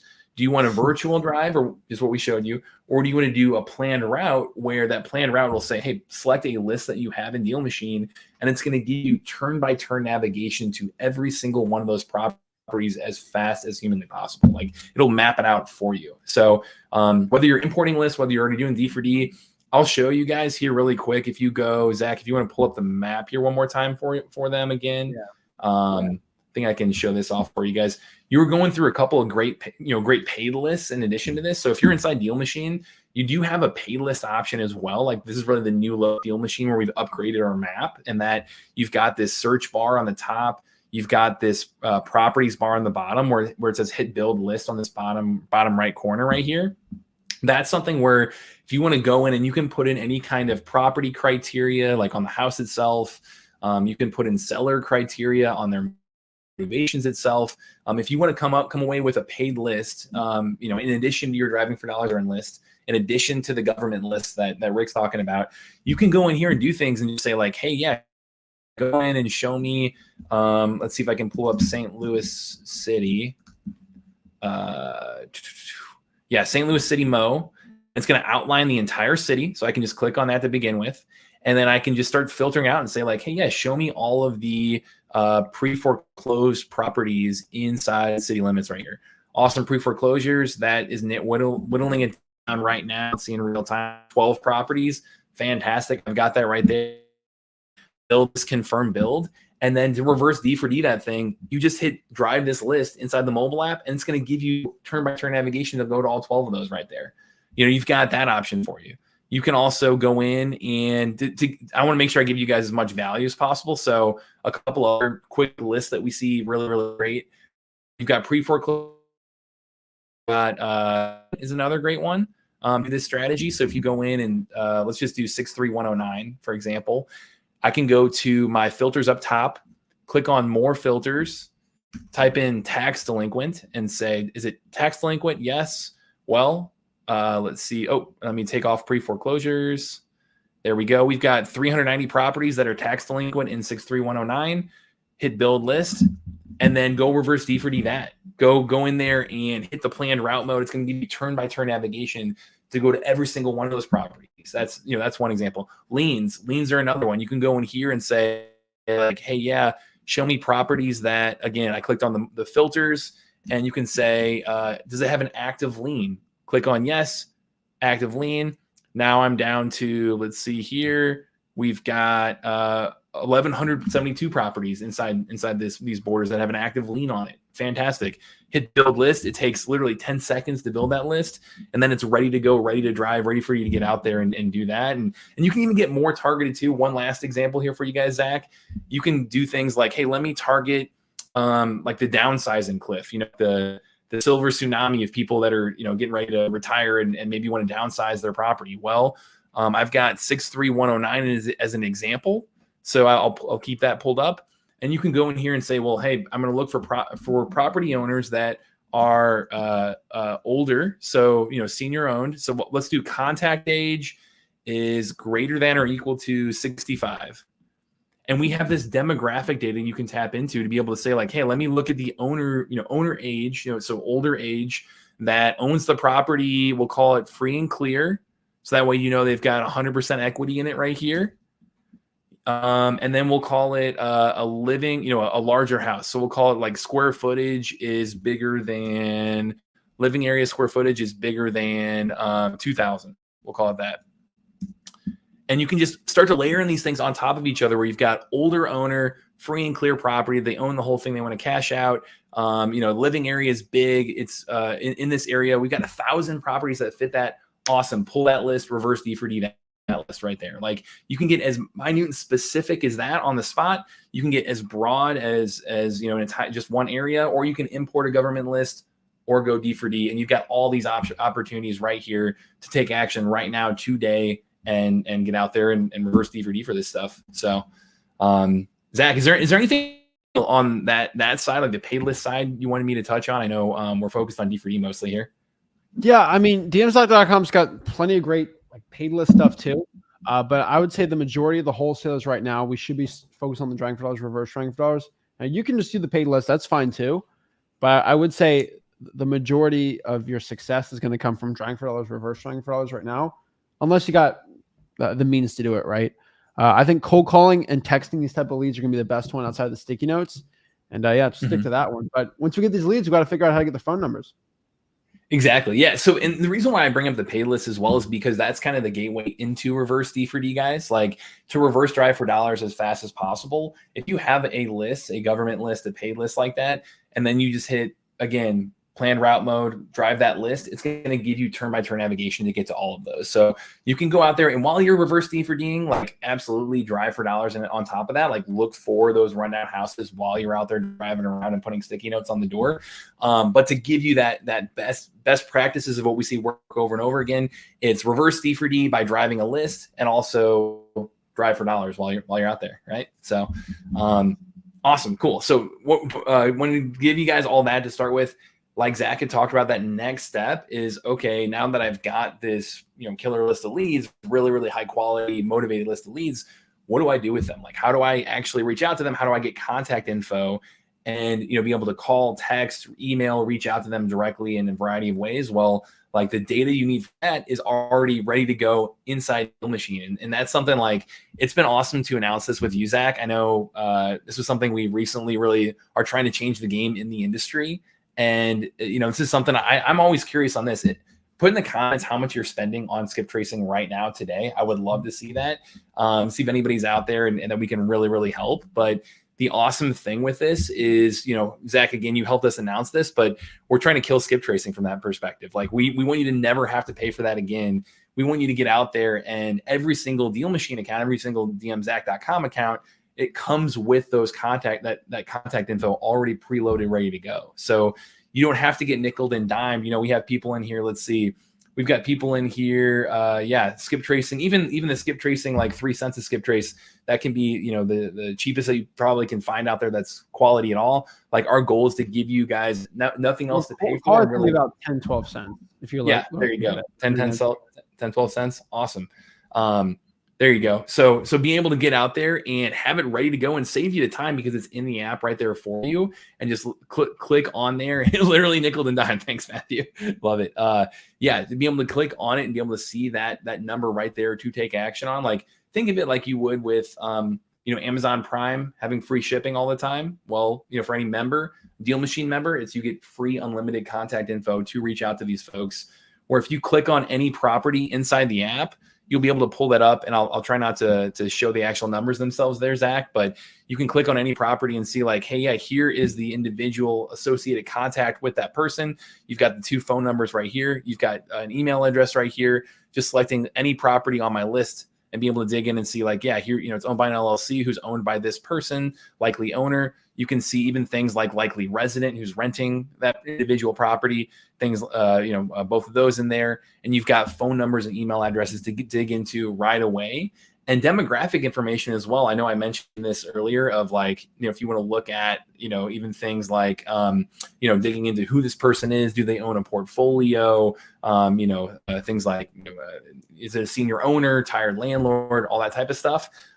It's really kind of the ultimate cold call prep tool for you there, where you can go in and adjust your conversation because you know more about that individual when you start clicking into this data and get to know them virtually and ask even better questions than somebody who's coming in completely cold and blind in terms of who this person is. So anything that we do, that's our goal, is to just save you as much time as possible, give you the contact info right there, ready to go, not charge you any more for it, give you the best leads possible, through the Driving for Dollars, through Reverse D for D. And, in terms of the quality of it too, Zach, I do want to mention one thing really quick here, just because I get that question all the time, is like, hey, if this is free contact info, free skip tracing, like how good is the quality, right? One thing, we know on our end, like this is, bad data is going to cost you guys money, right? Like bad data is going to lead to mistakes.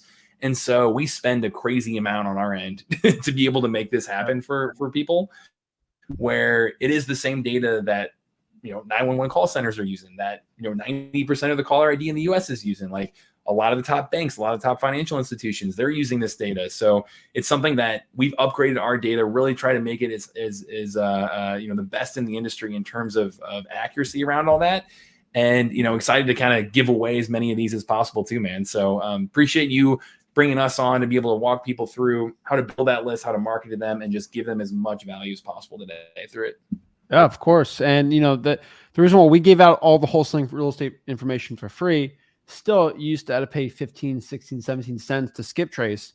That's still bottleneck in this industry if you get some good leads and data. And so that's why I'm trying to, make DMZac.com basically the best way to get some free skip tracing if you want to get the skip trace. Now, there's other services you can always use too.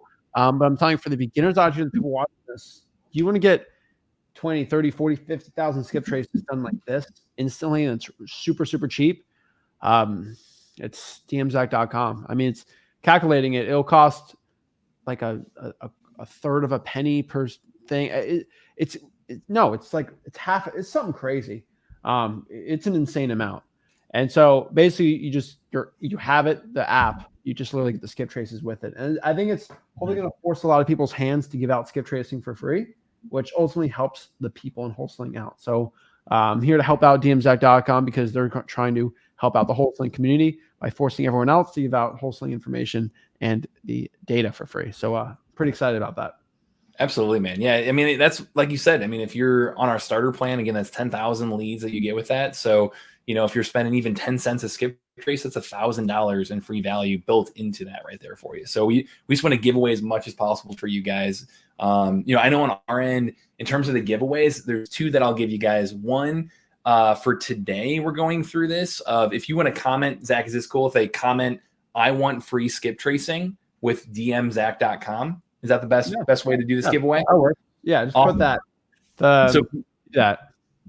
There we go. So if you comment, I want free skip tracing with DMZac.com, you enter to today's giveaway. Everybody live on here, we're going to be giving away one of those to you guys as well. That's going to be 50,000 free skip traces, which is our pro plan. And we're going to be, so unlimited on pro is 50,000 leads. It's 50,000 free skip traces for you. A year of Deal Machine is going to come with that. So if you add up all that, that's over $5,000 in free value when you talk about the software and then what the skip traces could cost you. So that's going to be one winner. And then if you're watching the replay, because I know a lot of people are going to watch the replay a week from today. So we're going to go through on January 11th, and we're going to do that again. If you've started a free trial at DMZac.com between now and January 11th, we're going to go through and pick one of you guys randomly out of a hat and give away the same thing, 50,000 free skip traces. That's our pro plan with a year Deal Machine there. So yeah, man, we're excited to do this for you guys. Awesome. Well, Matt, I really appreciate it, man. Pumped up for you helping the people out. And yeah, I'm pumped up, man. I really appreciate it. You just Absolutely. you let me know who's the winner. I'll let you decide. And you tell me who. So you choose the winner right now, and then we can go have the guy message you out. Because it'd be hard to get their information. Yep. I want free skip tracing. Here we go. Here, let's give people a few minutes. You want me to message it to you directly in a few minutes here? Is that okay, Zach? Yeah, sure. Go message me who it is, and we'll go from there, man. I'm excited. Perfect, man. Love it. Keep it up, guys. All right. Appreciate it, guys. Boom. DMZach.com. Awesome stuff. Matt will check out, and he'll tell me which one's the winner, and then you just got to message him or reach out to him right there. But the point of why we talked about DMZach.com is because it's the best way for people to eliminate their excuses. And that's the one thing I hate about new wholesalers. They will have all these excuses why they can't do it. That's just the best way, the most money and time efficient way to get your first deal. I truly believe trying for dollars, reverse trying for dollars. But if you have other reasons, let's say you want to do some more virtual stuff, right? Even if you're virtual wholesaling and you get a bunch of leads and you got to skip trace them, you don't need to go through True People Search, cyber background checks. You can use other ones. Now, if you have no money, you don't want to spend for DMZach.com, you can always use two websites I love. Let me write them in the comments for you guys. One is called truepeoplesearch.com. Let's put it right here.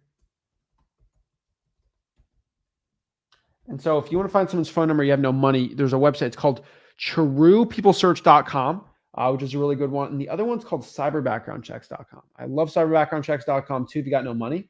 That's another really good one too. Let's go pop it up here. Let's go here. And then the other one is the cyberbackgroundchecks.com if you have no money. We're getting too many comments. People want they want their 50,000 skip traces for free. But the point is, if you want it, you just sign up for there and you can get it too. Now, let's talk about some other things really quick too. And you know, just we're talking about wholesaling on a consistent basis, right? And I want you to kind of have an understanding here of wholesalers, right? We have wholesaling is two. There's two wholesalers. There's two lines in here, okay? And so this is a pretty simple chart, right? People that get a deal and the people that get no deal. All right. These are the two wholesalers that we have, right? That watch this channel, right? Now, I want you to understand the matrix between these two. All right. And they all have one thing in common. Okay. Number one, let's do this here. All right. Excuses is, oh my goodness.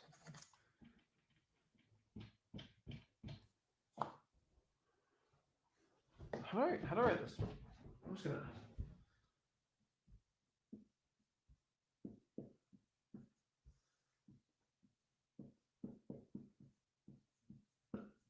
So this is let's talk about the difference between a successful wholesaler and not. Number one, and we got to understand this. The wholesalers that get no deal, they're always going to make an excuse.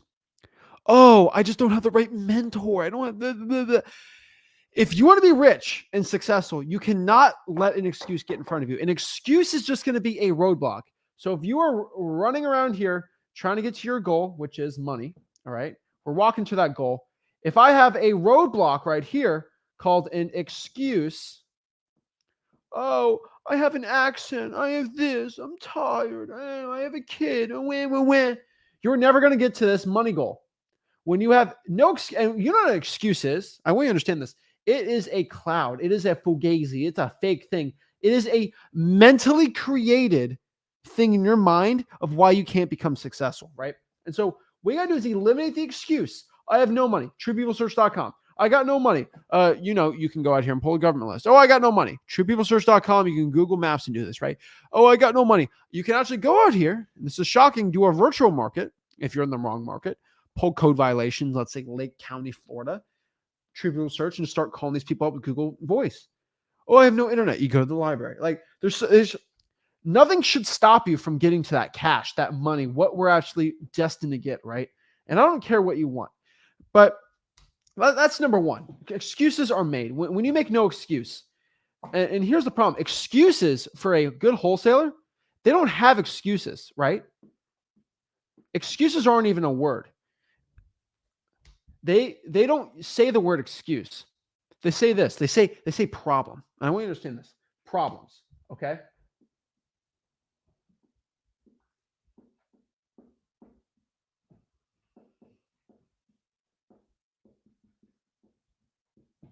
And so a broke wholesaler, a one that's not going to become successful, they're going to say excuses. I can't do this. And this is why I can't become successful. A successful wholesaler that gets deals, they have problems and they have solutions. I have no money. That's a problem. Well, the solution to that problem is to do a free marketing strategy, right? And the problem is most wholesalers don't understand this concept. If you can replace excuses with problems and solutions, it'll change your life the most. Number one, now the wholesalers that get a deal, they clearly just have one thing in common. They want it more. They want it more. And what I mean by that is, and then they want, oh, Lord, that's terrible handwriting.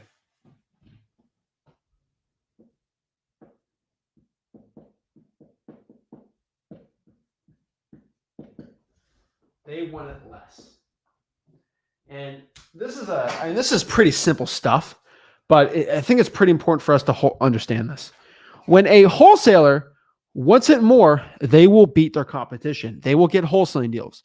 When they say, I don't care what it takes. I don't care how tired I am. I don't care how long I've been trying this. I don't care. I want it more than my competition. I'm actually going to go out here and get a property owner contract. I'm actually going to become successful. When you want it less, when, I don't like my job, but it's too much work. I'm too tired. You clearly don't hate your job enough. Some wholesalers have to be to the point where they are so broke that they're like, I am so sick of being broke. I have hunger pains in my heart and in my stomach of being sick of being broke, that they're like, okay, then I'm going to work even harder to get out of this hole. But until you're at that point, here's the truth. I love this story, and this is a story I use for a lot of beginner wholesalers, and sometimes y'all need a slap in the face. But there's this one wholesaler. He was scared to death to cold call. Scared to death to cold call, right? And we had a one-on-one call. Scared to death to cold call, right? He did not want to call someone. He was so worried. And I said, until you are more scared of being broke than being scared of cold calling, you'll never, ever become successful. And he always makes excuses, right? One time I said, cold call, talk to 7 sellers in the next 7 days, right? And he said, oh, I forgot to cold call. I was just so busy. I said, oh, you're busy. There's a bigger dude. I was like, well, were you too busy to eat dinner? No, I ate dinner.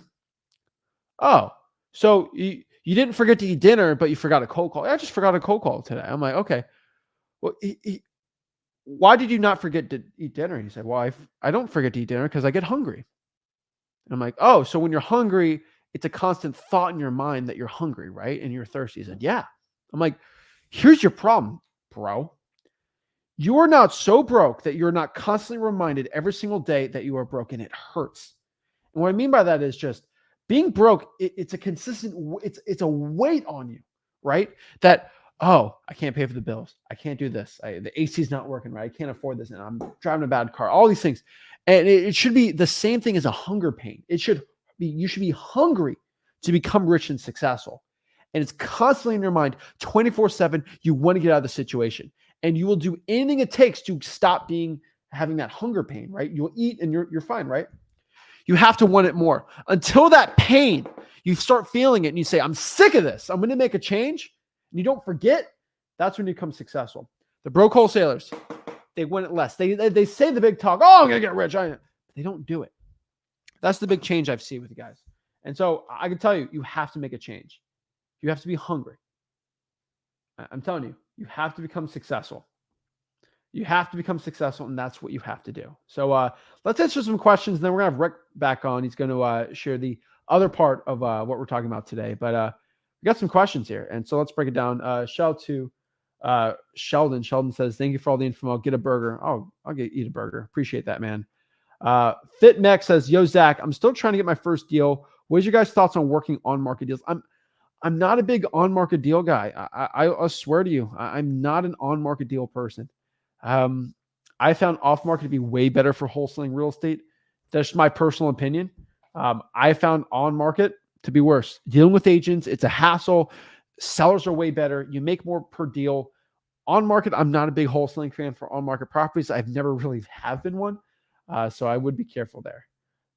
Let's see here. All right. So we have a giveaway winner. We've had over hundreds of contacts. So that's pretty cool. So I want to give a shout out. We'll answer some more questions, but really quick, our giveaway winner is going to be, let's see if I can find this guy. Let's see here. Where are we at here?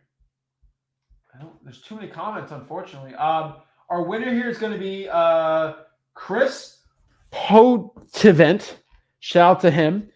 He won 1 year dmzac.com for free and 50,000 skip traces. So that's pretty cool. It's awesome. Awesome. Shout out to Chris, the man out here. He's the winner here. So shout out to him. He's cool. He's good to go. Copied all the comments and then did it from there. So shout out to Chris there. Love to see it.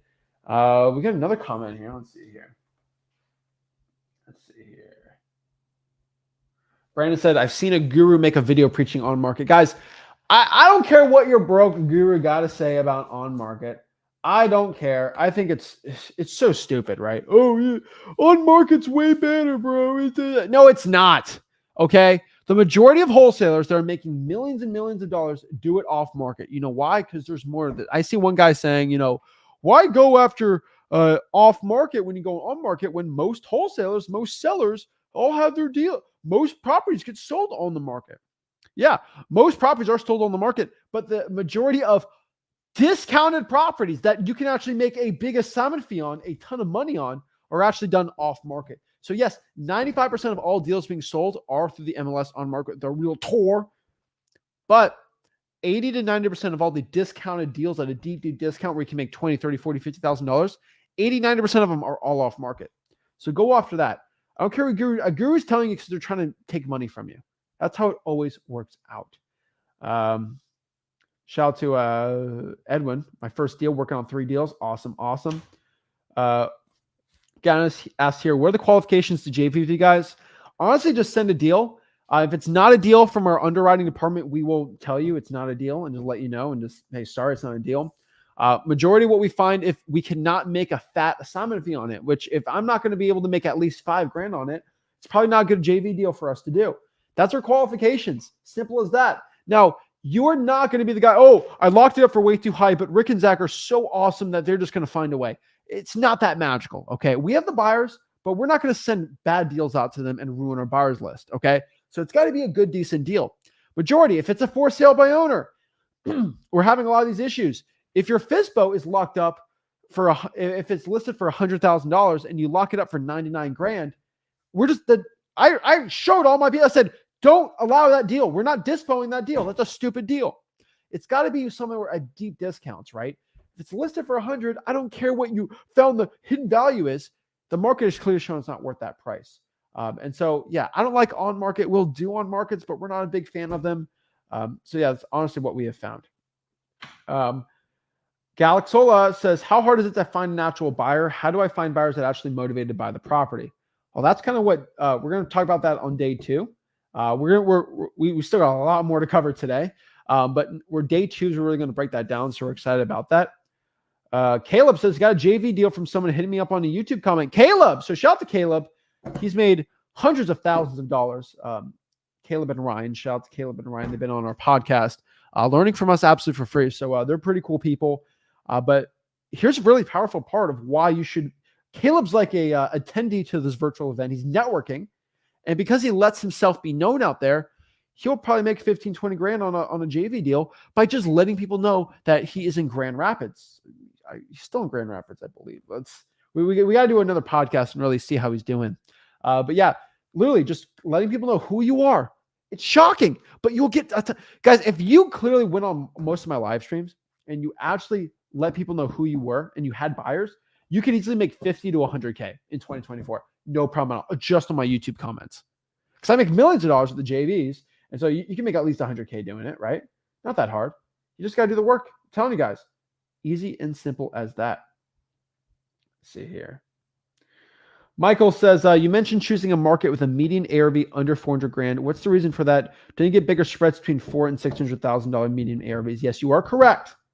But you have to understand this. There is a law of large numbers. And what I mean by that is, yes, if if let's say this worked, right? I would only go to San Francisco. I'll lock up deals for $10 million, then sell them for $12 million and make $2 million a deal and do 3,000 of those a year, right? That's of course, right? But there is a problem with that, right? And it's just the law of large numbers. And human beings are really weird. When you could start creeping up to the $7, $8, $9, $1 million, $900,000, $1 million ARVs, you have a problem here. And the majority of these problems are sellers are not willing to take a discount. That's the problem. And so we'll go on the whiteboard here and show you really quick. But like, you got to look at this. It's all a business, right? And so if I have a $900,000 house, a cash buyer, let's say, is going to want at most, let's be conservative here. Let's do an 80% of ARV minus repairs. Right? Usually it's going to be a little more for this. But so that means they're going to want to buy that deal for, let's say, let's do the math here. I don't want to be too stupid in front of y'all. Let's do 900 times 0.8, 720, right? That means at minimum, they want to buy it for $720 or below. Or if I had a $90,000 deal, right? I would be at $72K. Now, or below. This is an $18,000 reduction. This is a $180,000 reduction. What you have to understand here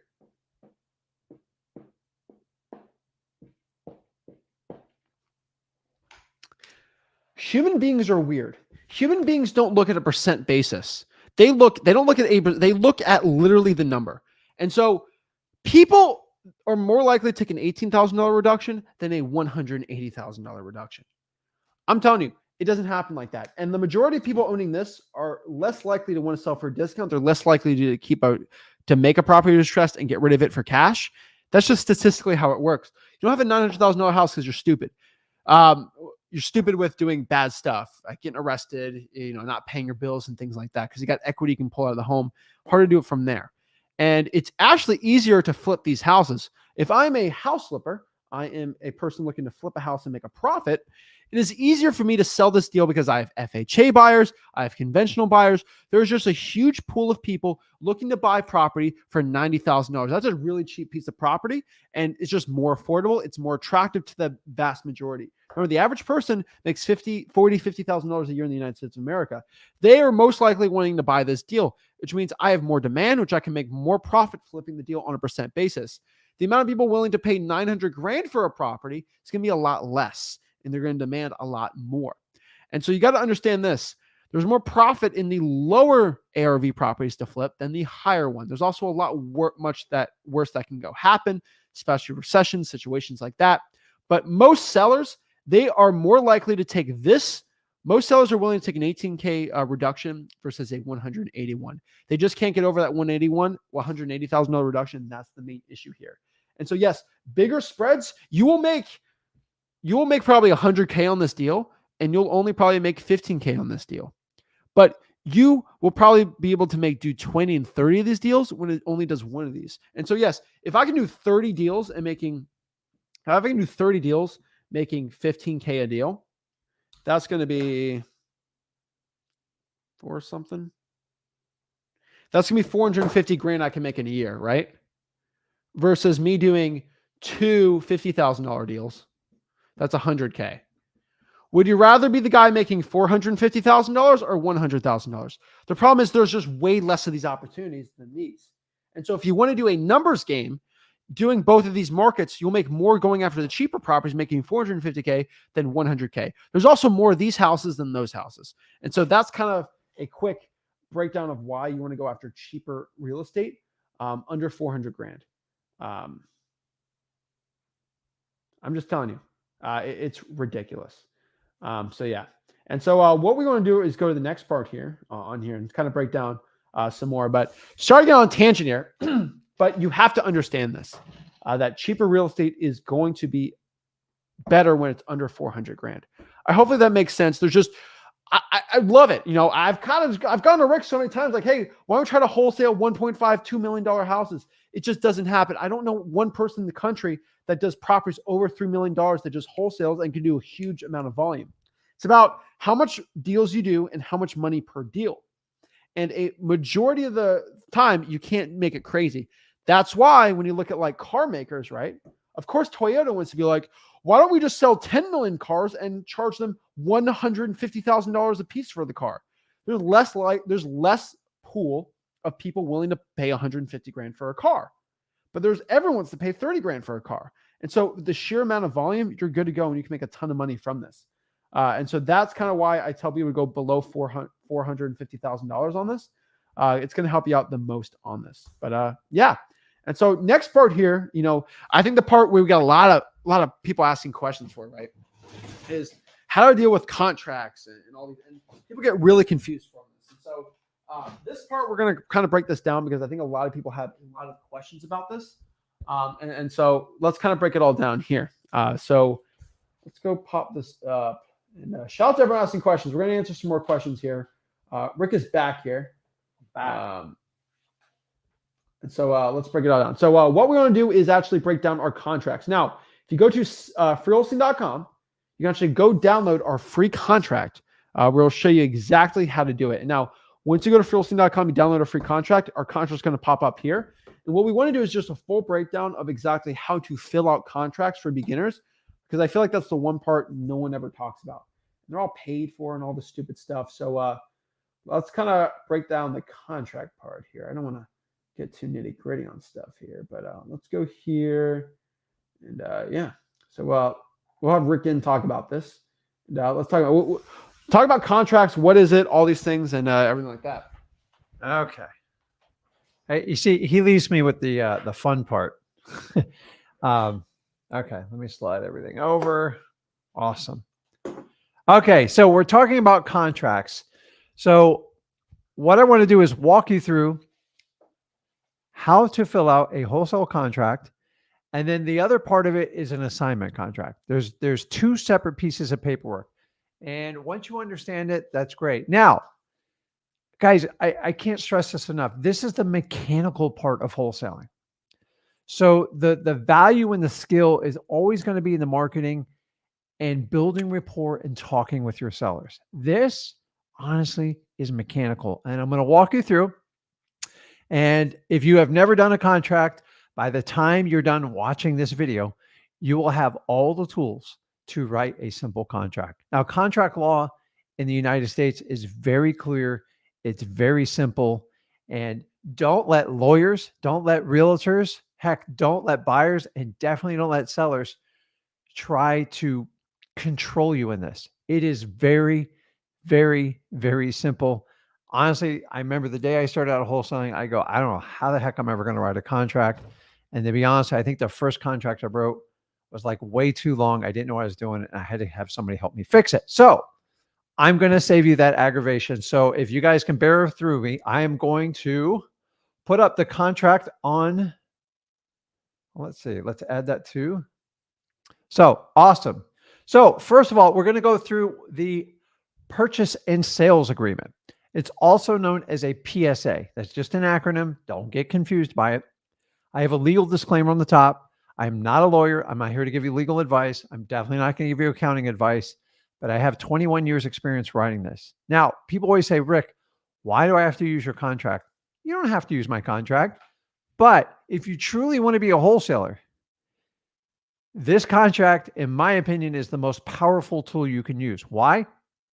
Because you need to have certain terminology in your contract to make sure you're going to get a good wholesale deal. So first of all, I don't care what state you're in. What I'd like you to do is take this contract and give it to your title company first.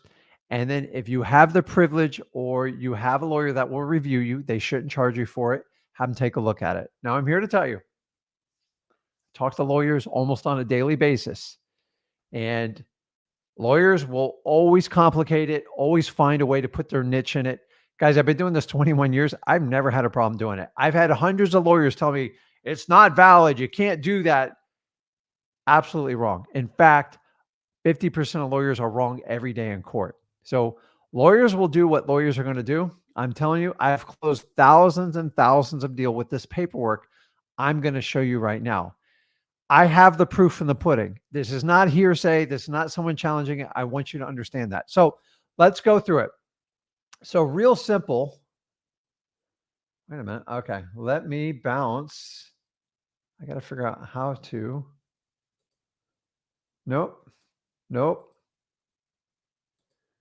Okay. I got it. Okay. So hopefully you guys can see my screen here and it's scrolling through. So you are going to see, I want to make sure this is working real quick. Okay, perfect. So an assignment of contract. So guys, if you have questions, put them in there. And at the end, I'm going to answer I'll answer questions in between each of the two types of contracts. So we're on the purchase and sales agreement. So obviously the date, what are we doing this? We are on the 4th, right? So I'm going to see if I can type this thing in here. I prefer to use the other board, and that's what I thought I would do. So here's what we're going to do. Obviously, you're going to put the date here. You don't need an explanation of that. And then what you're going to do is put your seller's name in there. Here's a little cheat sheet. Go to your property appraiser site and just cut and paste whoever the legal owner is in there. And quite honestly, if there's multiple sellers in there, you're going to have to get each of their signatures. But this is where you want to cut and paste and put in the buyer. At this point, guys, it's easy and it's simple. Now, let me share a couple little tips with you.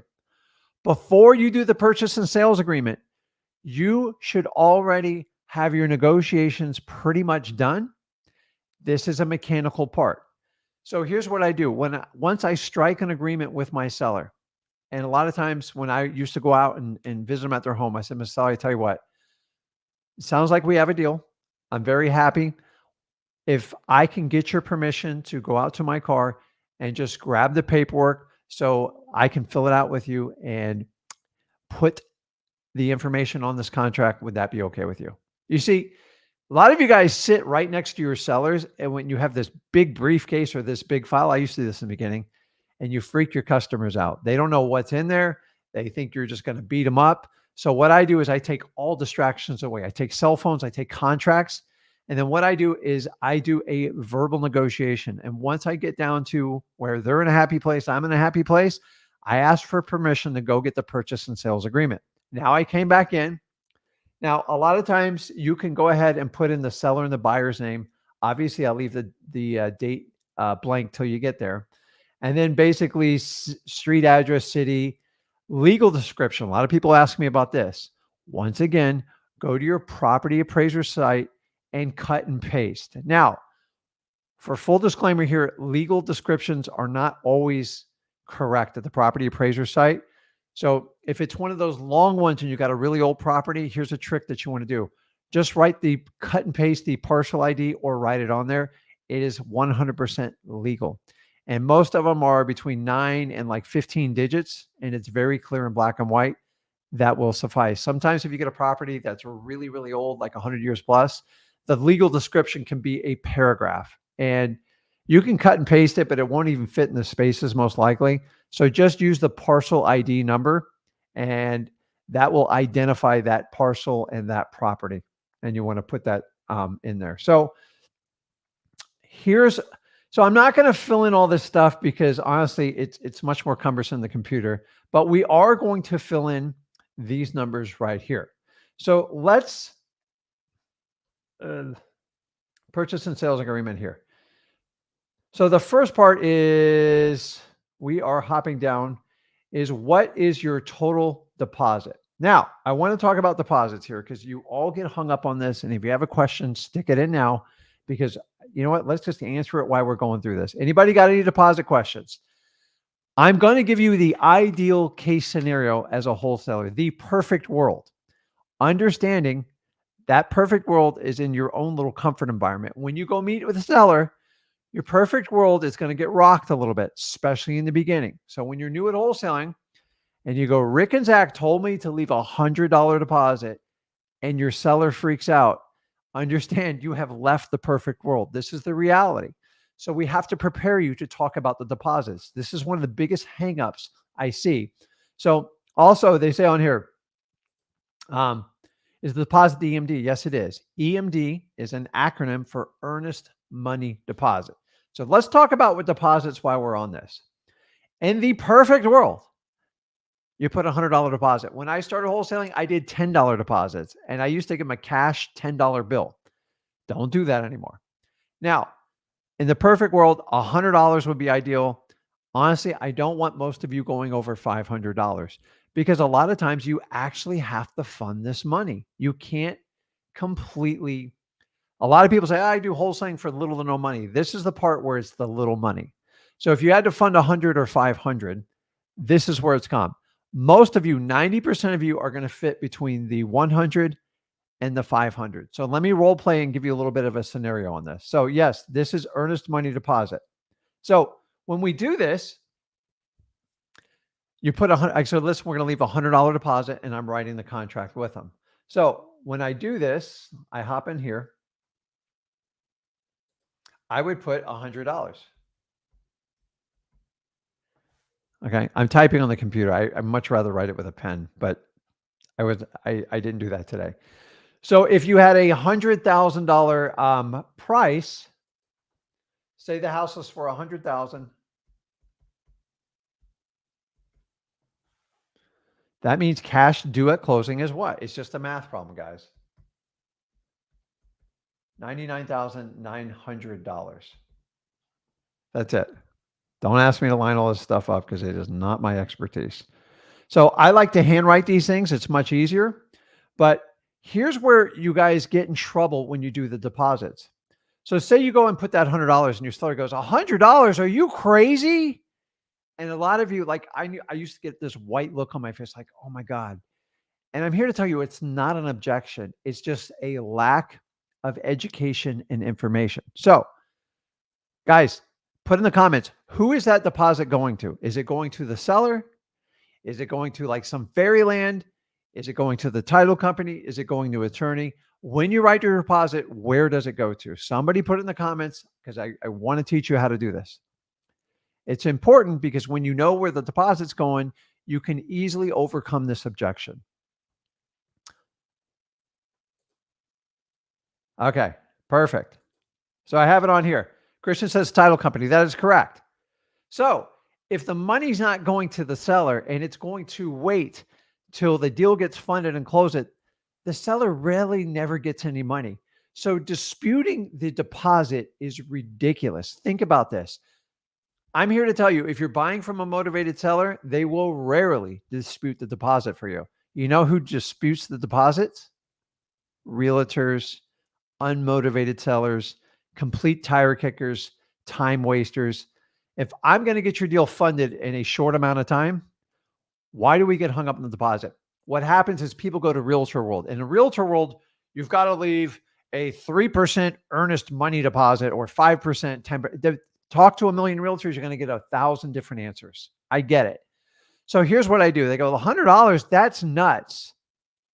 I can't tie this property up for $100. Listen, Mr. Seller, that money is actually going to sit in the earnest money deposit account at the title company. And because we're paying cash for your house, we're going to close it relatively quickly. So what I want to do is focus on getting you that whole $100,000. The deposit is just a formality to get the ball rolling for you.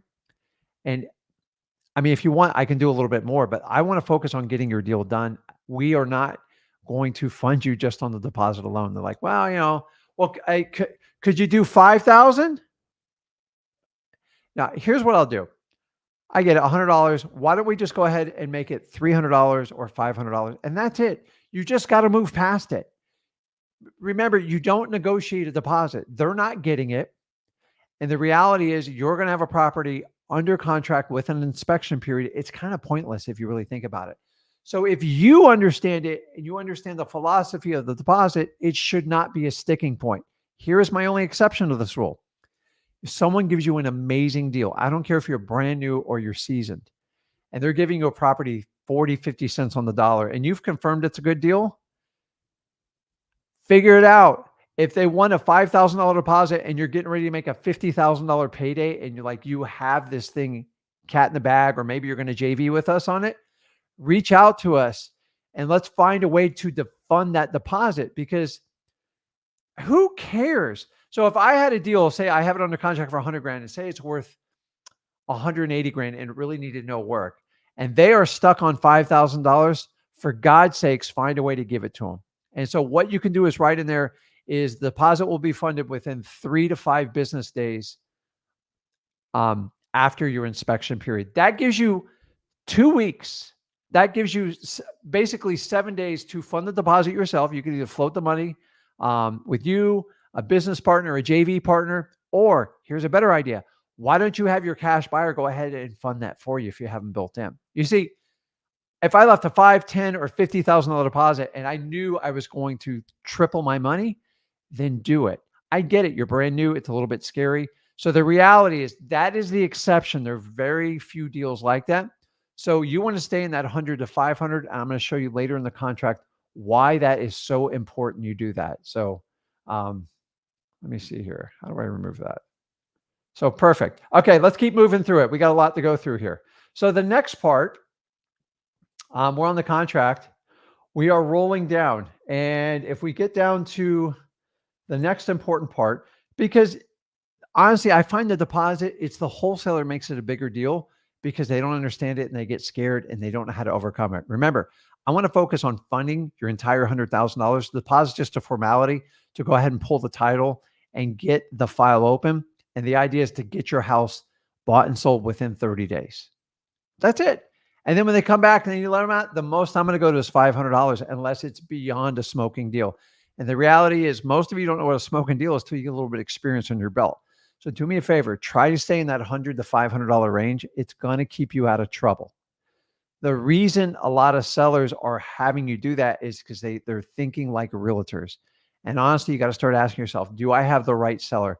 Most of the sellers I deal with, motivated sellers, they really don't care about the deposit. In fact, my first 2 years of wholesaling, I never left more than $10. And half the time I didn't even leave the $10 because I didn't know what I was doing. So let's move forward. The next one you guys get hung up is on number 3 on the closing date.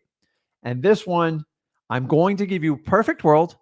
And then we're going to apply the reality of wholesaling every day, which I do, Zach does, and we understand this. So in the perfect world, I'm going to ask between 30 and 90-day close. Now, before we expand on that, I want you to understand this. If you look on that, the first thing, remember, this is a wholesale contract, very different than a realtor's contract. If you read this part right here, it says close on or before. Okay, you should be able to see. I think I highlighted it. Yeah, you can see that. It says close on or before, and then you put the date. So the minimum you want to put a closing date, especially as a newer wholesaler, don't go less than 30 days because it's going to be too stressful on you. I'm sorry, it's just the truth. The exception to this rule is when you have an amazing deal. Like it is like 50 cents on the dollar, the house needs nothing, let's move. That would be the exception. But I'm telling you, 30 days is tight for a new wholesaler. What I'd like you to do is do it for 90 days. So whatever the date is, I'm going to put 30 to 90. Now keep in mind,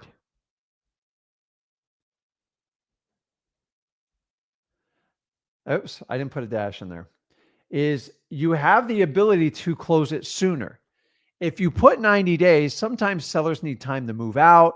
I look at it and I tell them, I go, listen, to help you out with this transaction, since I'm not moving in the house, I know you need a little extra time. So what I do is I'll go ahead and put it 3 months out. As soon as you're ready, give me a call and then we can get it done within 30 days. Simple as that. I like to put 90 days because the reality is they always need more time than they tell you. As much as we talk about wholesaling moves fast, the reality is most people need tons of time.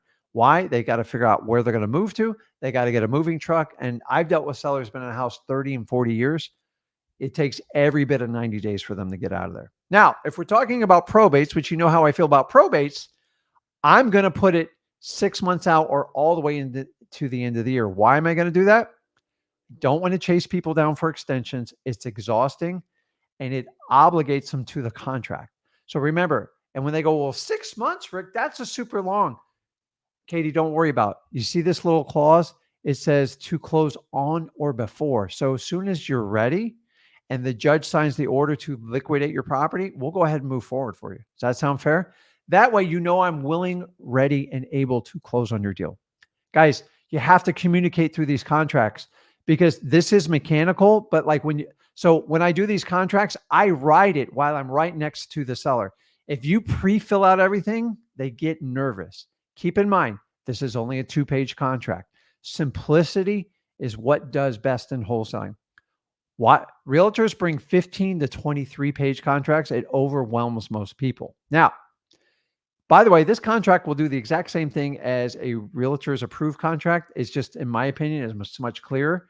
It's more direct, and sellers really enjoy that. Closing to be held at. This is where you're going to name your title company. I'm here to tell you, you and only you choose the title company. I don't care what your seller says. Well, the Tilefish title company, I bought the property through them, so I prefer to use them. No. You should at this point already met with your title company, have your closing procedures set up, make sure they're an investor-friendly company, and make sure they're 100% comfortable doing the assignment of contract. While we're talking about title companies, I'm here to tell you is the reason why you want to work with a title company that works with investors and very familiar with assignment of contracts. If I go back up, if we put the closing date on here, now, if you don't have a title company, I'll teach you a little trick. Just put TBD, and that simply stands for to be determined by you. So whenever you give up the rights to your title company, you are going to have problems. Trust me on this. 95% of the title companies out there are geared towards realtors, not to wholesalers or investors.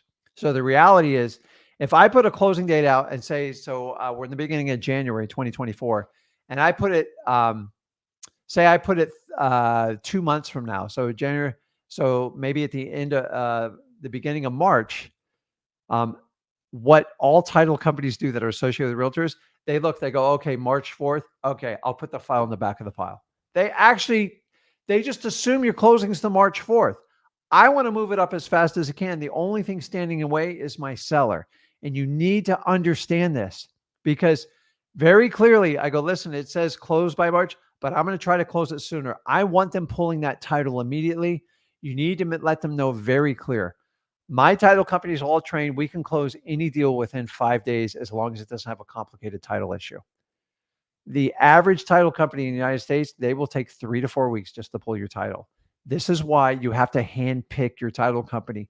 Do not negotiate this. Whenever I've given up this, I've always had a problem. Not maybe, 99% of the time on an assignment contract, when I'm selling it via wholesale, if I don't use my title company, it's always, always difficult. So you've got to understand doing that. So that's number 3. You want to put in there, ideally, guys, 30 to 90 days. Now, the reality is sellers if they freak out when you put 90 days, just understand you can negotiate this part. Don't let your deal fall apart. By this time, you already have the price locked in. The question is, you're going to close it in 30, you're going to close it in 90 days. I like to take feedback from the seller. And if they haven't packed or done anything, they actually are relieved that you could take more time. What does that allow you to do? It allows you to find more cash buyers. You can usually get a higher price for it, and it's much more flexible. Remember, if you're a newer wholesaler, the last thing you want to do is be stressed out trying to find a cash buyer closing something in 2 weeks. So I can do it. People that have a lot of experience and a lot of capital can do it. But honestly, as a new wholesaler, I would have never tried to do anything in under 30 days. And honestly, 30 days always made me nervous. So ideally would be 45 to 90 days. 30 days is always tight. But as I said, we go out in the real world and we have to deal with what happens. So people always ask me this question, go, hey, Rick, what's my worst case scenario? I'm going to walk you through it right now. And remember, I'm not a lawyer. I'm not here to give you legal advice, but I do have 21 years experience. So I do know a thing or two about these contracts. The positive. Okay, I'm back. So understand this.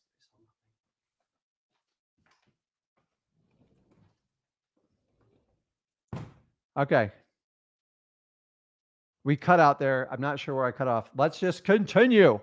So we have the closing date, and remember, you have to have marketable and free and clear title. So if you're dealing with a property that has a lot of problems, understanding until they clear that title, you're not obligated to close on it, and actually gives you the right to get out of the contract. But if you have a problem property, talk to your title company. Definitely talk to a real estate attorney, and you got to understand that going through. So, okay, we're back. Everybody hear me?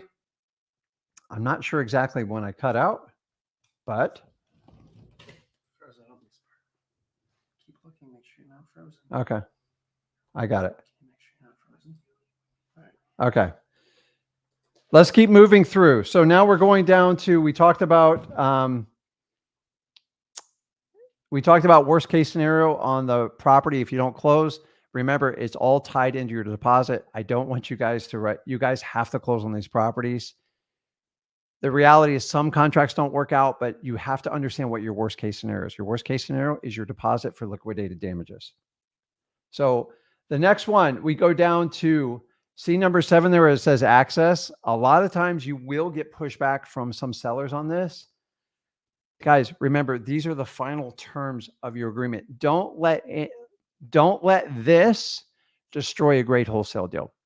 And this is where you got to learn to talk to your seller. So while you're writing it with them, remember, you don't write anything in this, but seller agrees buyer may advertise the property and show it during reasonable hours. Some sellers don't want you to do this. You've probably already discovered that in your underwriting process when you were qualifying them. Just be aware of it when you do that, because you have to understand that part. Sometimes they don't want to do it. It's no big deal. If they do that, just draw a line through it. And then I'll show you where you can make exceptions to this. So number 8, assignability. The root of all wholesale deals is it has to be assignable. Guys, the key distinction between us and what a realtor is, I got a lot of things I could fill in here. The reality is we are selling paper. We are selling a contract. We are selling the rights. Realtors sell the property. You've got to understand this key distinction. If anybody wants to take this out, number 1, do you have a motivated seller? Worst case scenario, if you have a big enough profit spread, you can do a double closing. We'll go into that at a later time, probably tomorrow, but I'm here to tell you is the assignability number 8 is non-negotiable. If you don't get this in effect, now you don't have to have them sign it. You don't have to highlight it. It's just in there. So if they say, well, Rick, what's this assignability clause? I simply say, Mr. Buyer, Mr. Seller, we are entering a contract with you today. There's a lot of things going on here. It depends on how much repair I have to put in the property, how much work it's going to take. I also have to wait till you move out. Sometimes I close in other companies or in my partners, or sometimes I partner up with other construction people to help me bring it up to date. So the contract name I put on now, it might be a little different at closing, but we'll let you know which company it is. It's that simple. And here's how I look at it with sellers is, and I've done thousands and thousands and thousands of deals, is as long as they get their money, they don't care if Mickey Mouse closes on the property.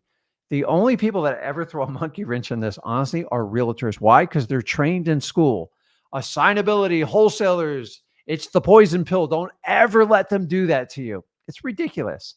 Also, if you're a new wholesaler and you don't even have an LLC or anything, that's okay. Write it in your name. And then you can actually open up an LLC the day before or the day of your closing, and you can assign it to the LLC. It gives you options. Assignability gives everybody options. End of story. And you've got to understand that. So don't negotiate on this because it's going to be problematic for you. Now, if you negotiate on this, you better have a great deal and you're going to have to do a double closing. So let's move on to number 9, inspections. I love inspections. Listen, the reality of this, it's going to be the same thing as I talk about the closing date. The longer your inspection, the more options you have. So I mirror the exact same numbers that I do on the closing date. So I'm going to tell you between 30 and 90 days. Now, that's theory classroom stuff. I rarely get a 90-day inspection. I'm going to be honest here on a single family home. Commercial's a whole different ball of wax. So the reality is so a realtor's inspection is usually anywhere from 15 days to 3 days. That's realtor world. We're not in realtor world. I don't want you to be a realtor. Stop thinking like a realtor. We are dealing with a special client that needs to sell their property, and they're usually motivated. So they usually don't give me a lot of flack on this. So in the perfect world, if you could get 90 days, it would be amazing. The reality is very few are going to get 90 days. The more problematic the property is, and if it's vacant, you have a much greater chance of getting it. Now, if you're doing it virtually, give yourself more time, especially in a property that needs heavy rehab and it's vacant. And here's how I explain it. I have to get some qualified people in there to look at the house to figure out what I'm buying and then make sure everything you're telling me adds up. That simple. The worse the property is, the longer your inspection period will be. If you have a good, clean property, say you're doing it in your local market and it looks really good and everything's great, 30 days would be great. Now, a lot of you guys thinking like, well, what about 15 days? I go, I'm here to tell you 15 days is tight, guys. It is super tight, especially if you're a new wholesaler, because what if your 15th day, what if you write the contract on a Friday? And guys, we just went through this long holiday period, way too long. And then you've already lost 4 days. Now you're down to 11 days. And so if you read the rest of it, it says buyer shall be responsible for prompt payment for inspections. No, we don't do inspections on the property. Your inspections is what you walk through and what you walk your cash buyers through. We are not realtors. I don't hire home inspectors. My buyers don't hire home inspectors because they're cash buyers knowing what they're getting into. Stop thinking like a realtor. This is the part. If you want to be a wholesaler, you got to leave the realtor world. So on the bottom here, in buyer's sole discretion, they accept the property if it's good or not. Buyer may cancel this contract by delivering a written notice to seller at expiration experience date. If buyer timely cancels the contract, the deposit shall be paid immediately returned to the buyer, thereupon the buyer. So if you cancel it, so here's the deal. Say you did 15 days. Hopefully it's an amazing deal. Maybe you had a long holiday week and you just lost 4 days. You start getting on the phone, a week goes by, 4 days, 7 days. That's 10, 11 days. Do not wait till day 15 to send an email, a certified piece of mail, whatever, how you're going to inform them. And you got to have it in some sort of writing manner, because title companies sometimes go, well, I don't know, I think you missed your date. Don't be that guy or gal that waits till the very last day to get out of a contract. Listen, if you can't find a cash buyer, it's not going to work out. Get out sooner than later. You owe it to your seller. And honestly, if you're getting out of the contract, you need to go back and look at how you're attacking wholesaling. Because in the last really 4 or 5 years, there's a lot of people out there teaching people to write tons of contracts. Oh, I'm not sharing it. Oh, okay. Okay, hold on, guys. Let me do the screen share. So you guys heard what I said. Okay. Let's see. Hold on. I'm going to share my screen here and present, share screen. Okay. It's back up there. So I have it highlighted on there for time's sake. You guys can read it. Do not wait till your last day to get out of a contract. It's just not going to help you out. So if you have a 30-day inspection, that if you can't find a cash buyer in 30 days, you've done everything you can. You need to move on. Honestly, if you contact 5 cash buyers in the first week and they all say you're crazy, you overpaid for it, either renegotiate that contract or get out sooner than later. You have an obligation to the seller. Somewhere in the last 4 or 5 years, people are teaching wholesaling and they want you to like put everything under contract and shake it out later. That is not wholesaling, guys. That is pure speculation. And I don't teach that. Zach doesn't teach it. I didn't teach him that way. And you have to understand that. So let's move on. Now, if you had additional terms under number 10, what would you put in here? If you offered to pay closing costs, I only use closing cost as a final negotiation. So many of you guys throw it out like right off the bat. Go, Mr. Seller, if I could pay for the closing cost, can we move forward with this deal today? Meaning, can I go ahead and get your okay on the signature? Remember, I always want to exchange with people. I don't give stuff away for free. Everything has to be give and take when you're doing negotiations. Remember, you already have the price locked down. You're just negotiating the final part of it. Don't let a deal get lost over closing costs, because guess what? Who pays the closing costs, guys? Who? Who pays the closing costs in a wholesale deal? That's right. Your cash buyer does. In fact, if you get your seller to pay for closing costs, so sometimes on tight deals we do it, you can ask more from your cash buyer because they have to come up with less money at the closing. And that is extremely, extremely powerful. Let's keep getting through this because I want to get through the assignment contract as well. And so if you're going to add anything else in there, one quick hint: when you add additional terms in, say if you say, I'm going to pay your property taxes, the overdue property taxes, you have to specify what years you're paying, because maybe they didn't pay the last 5 years of property taxes. You thought you were in it for like 500 and it wind up being like 5,000. So if you're going to do that, specify in there, specify. I'll pay the back taxes for 2023 for this property tax. If you say I'll pay all back property taxes, who knows? And if you didn't do your homework, it could be a problem. Now, when it comes down to the bottom, this is a big stickler of mine. If you wrote the contract in your name, you got to sign it with your name. If you wrote the contract in your LLC name or a corporation or whatever it is, some of you do trust, don't do that. You have to sign on behalf. Richard Ginn signing on behalf of Home Buyers LLC. Remember, if you sign your name personally and there's no clarification on the bottom, you have personally signed that contract and you could be on the hook if anything goes south on that contract. So if you got an LLC and you did that extra layer of protection, then make sure it's Richard Ginn, president or on behalf of Home Buyers LLC. And then what you do is you just put it right below there. It's really that simple. So let me back out of this. I know there's a lot of screen there. So if you have any questions on the contract, you can put them in there. Okay, I see it. I'm going to get to that one. So let's jump on the assignment. Let's see here. And let me pull it up.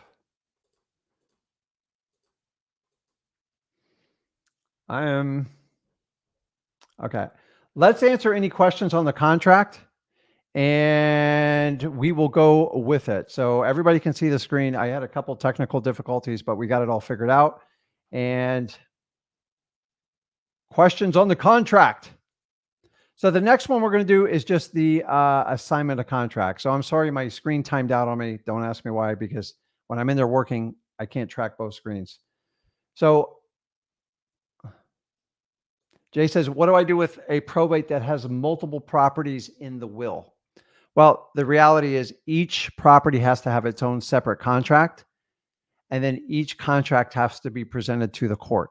So if there was 5 properties and you wanted to buy all 5, you have to do 5 separate contracts. There's no way around it. Like, don't try to cheat that on any of it. So let's see here. Let me pull in. Okay. Got that one. And then now I've got to. Okay. So soon as you get your contract signed, you have to send it over to your title company. Why? A lot of you guys go, well, I want to wait to send over the title. The reality is you don't, because you need to find any problems sooner than later. If you wait too long, it's too late, because sometimes things need time to get fixed. Emails have to be sent, certified mail has to be done. So as soon as you get this contract that we've talked about, you got to send it over your title company right away. A lot of you go, oh, Rick, I'm holding off to see if I can find a cash buyer. No, absolutely not. You have to move it right away, and you have to get that done. So I got to pull up my assignment of contract. I don't have it on there. So the reason why is one says, what if I don't find a buyer in 30 to 90 days? You get out of the contract. But the reality is you want to write the right price up front when you write the contract. So let's jump on and do the assignment of contract. So I got it up here.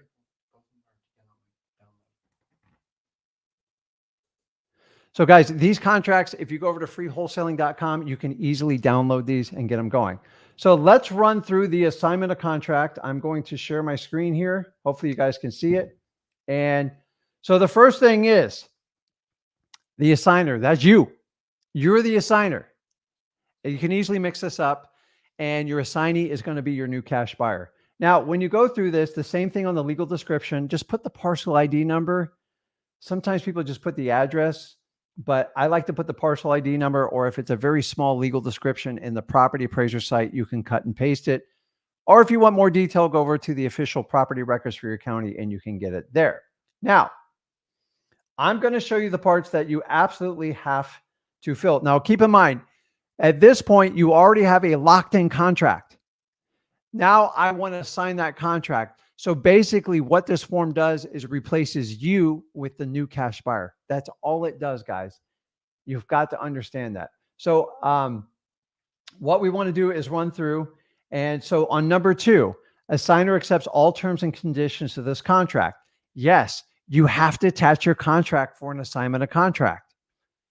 Now, I do not show my contract until I have a cash buyer either at my title company or they meet me at my office and they're ready to give me a check or wire money over. I don't share information until you're ready to play.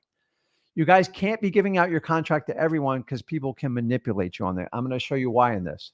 So once they do that, you actually have to attach your contract to the back of your assignment of contract. When do I do that? When they got their money in hand. And by now they should know, okay, listen, you got to close within 30 days, whatever, and go from there.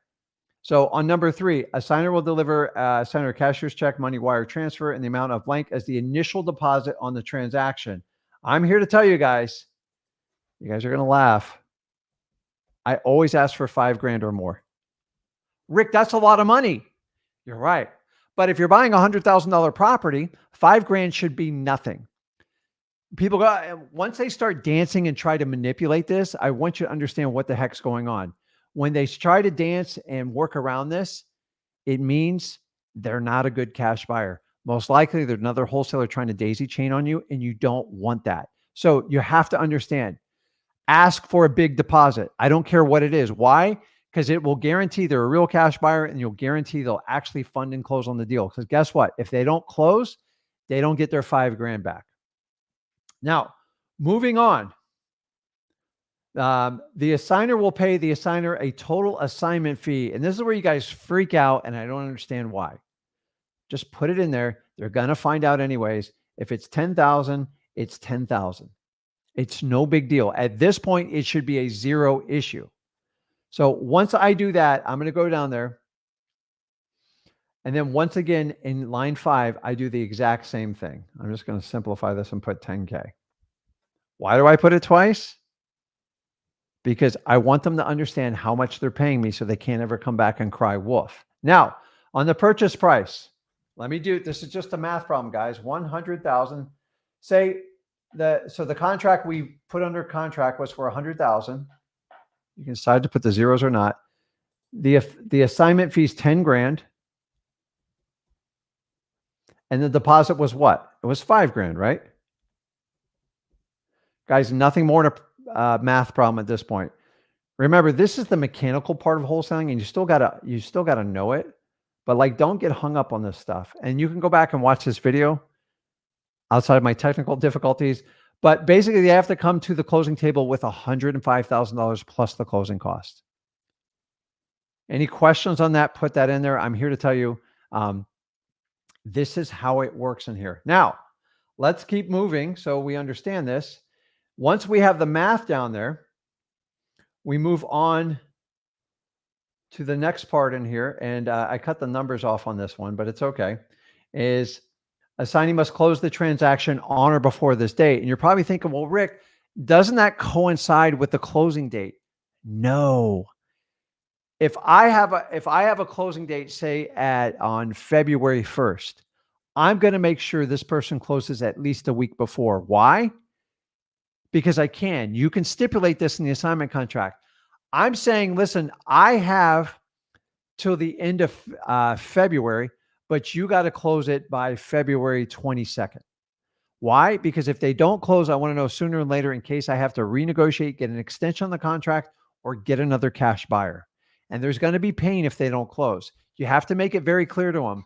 Even though the contract stipulates we have X amount of days, you only have X amount of days to close, and that's what you agreed upon. If you don't do it, you're going to lose your $5,000.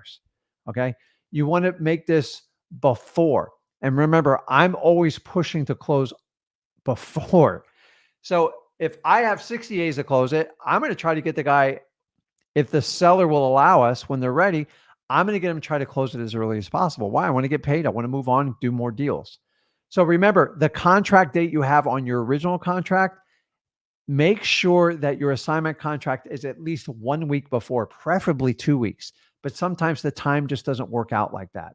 And you've got to understand when you do that. Now, on the next one, see here, if the assignee attempts to communicate with the seller in any form, it will immediately terminate this agreement. And they will keep the deposit, they forfeit the deposit for liquidated damages. End of story.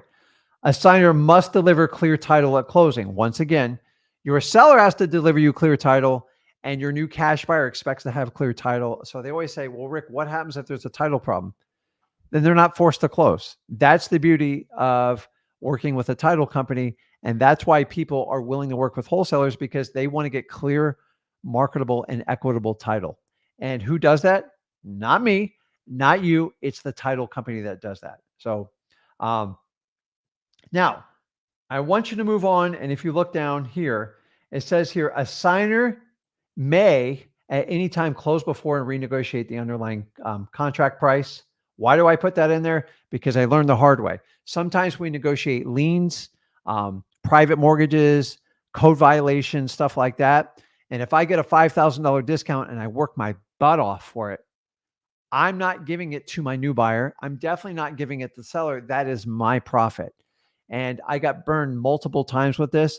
And so if you have the property under contract for 100 and you get a $10,000 discount, maybe you negotiated something, maybe the seller was panicking on it, and you just say, listen, I'll close earlier. You got to go down to this number, and say you get a $10,000 discount. That goes to you, the wholesaler. You know how powerful that is? It's absolutely amazing when you can do that. If you don't put this clause in there, any type of negotiations or reductions goes to your new cash buyer, not you. So this cost me $35,000 in a contract when I was young, and I learned my lesson. It happened multiple times, and I decided to work with a lawyer and fix it. And then the last one here, the property is sold as is. And the last line on here is people will sell. If they don't give you a deposit, guys, they don't wire the money, they don't give it to the title company, you do not have a deal. So here's what you do is I have them initial this one. If this deposit not received on or before. So if I'm talking to my cash buyer at noon, say I met them for a cup of coffee or something, and they're heading over to the title company, if they don't deposit that check, that wire by 5 p.m., I don't want to be obligated with this property, because I'm just going to go to my next cash buyer and move on. You've got to put some sort of void or null. The other way you can protect yourself is let the buyer sign, let your cash buyer sign first, and then you sign after you have verification of deposit from the title company. And once again, you want to sign, if you're doing this in an LLC or a corporation, you want to sign on behalf of your LLC. And guys, you've got to use these contracts. They're simple, they're to the point. And if you want to get them, go over to freewholesaling.com. You can download any of them. So if you guys have any questions about contracts, listen, I know contracts aren't the most exciting thing, and that's why Zach stuck me with it. But the reality is you have to understand this. So if you're new to wholesaling, it's simple. A purchase and sale agreement is 2 pages. An assignment of contract is 2 pages. You do the PSA first, then you do the assignment of contract. And remember, you work with your title company with this. And this is how it works, guys. So if you have any questions about it, please post it on here. We are going to be back on tomorrow. And we're going to do the second part of doing 7 deals in 7 days. Guys, this is stuff that you would normally have to pay big bucks to sit in a room and figure out on how to do it. Me and Zach are here sharing all this information. And we want you to get the best benefit from it. And you have to understand, this is how real wholesaling, this is like, there is no secrets here, guys. I've always told you, if there's any types of secret in wholesaling, I've already revealed them, because I'm tired of people hiding behind this. Remember, I just showed you the paperwork. That does not, the paperwork is just the paperwork. After you have a verbal agreement with it and you have everything set, then you sit down and just go over that paperwork directly. And if you have an issue with the deposit, the closing date, the inspection, I want you to refer back to this video and figure out how to talk to your seller. Most importantly, practice it, because it does come up. Because we're all out in the real world. Me and him do wholesaling. I don't get perfect case scenarios. A lot of them I do, but some of them I have to negotiate. And I want you to be flexible and understand it's more important how you respond to a seller's question than what you actually do. Because if you deliver a calm, cool answer, their confidence level in you goes through the roof, and you've got to understand that. Because the other way is you go, I don't know, I've never seen this. And you lose confidence, and more importantly, your seller lose confidence. And then that's how you lose a great wholesale deal. So I want you to practice some of this stuff. Some of you guys get so hung up on the deposit and the closing date. It's really not that hard. Remember, when you're doing the contract, you're just down to the final terms. You've already nailed down price. So don't make the deposit issue. Don't make the other stuff an issue, and learn how to talk back to them when they have an objection about it. And once you understand how to overcome the objection, wholesaling becomes very easy. But most people won't teach it to you unless you write a big fat check to them. And me and Zach are here to solve that problem for you. Yeah, exactly. So do you answer this question yet?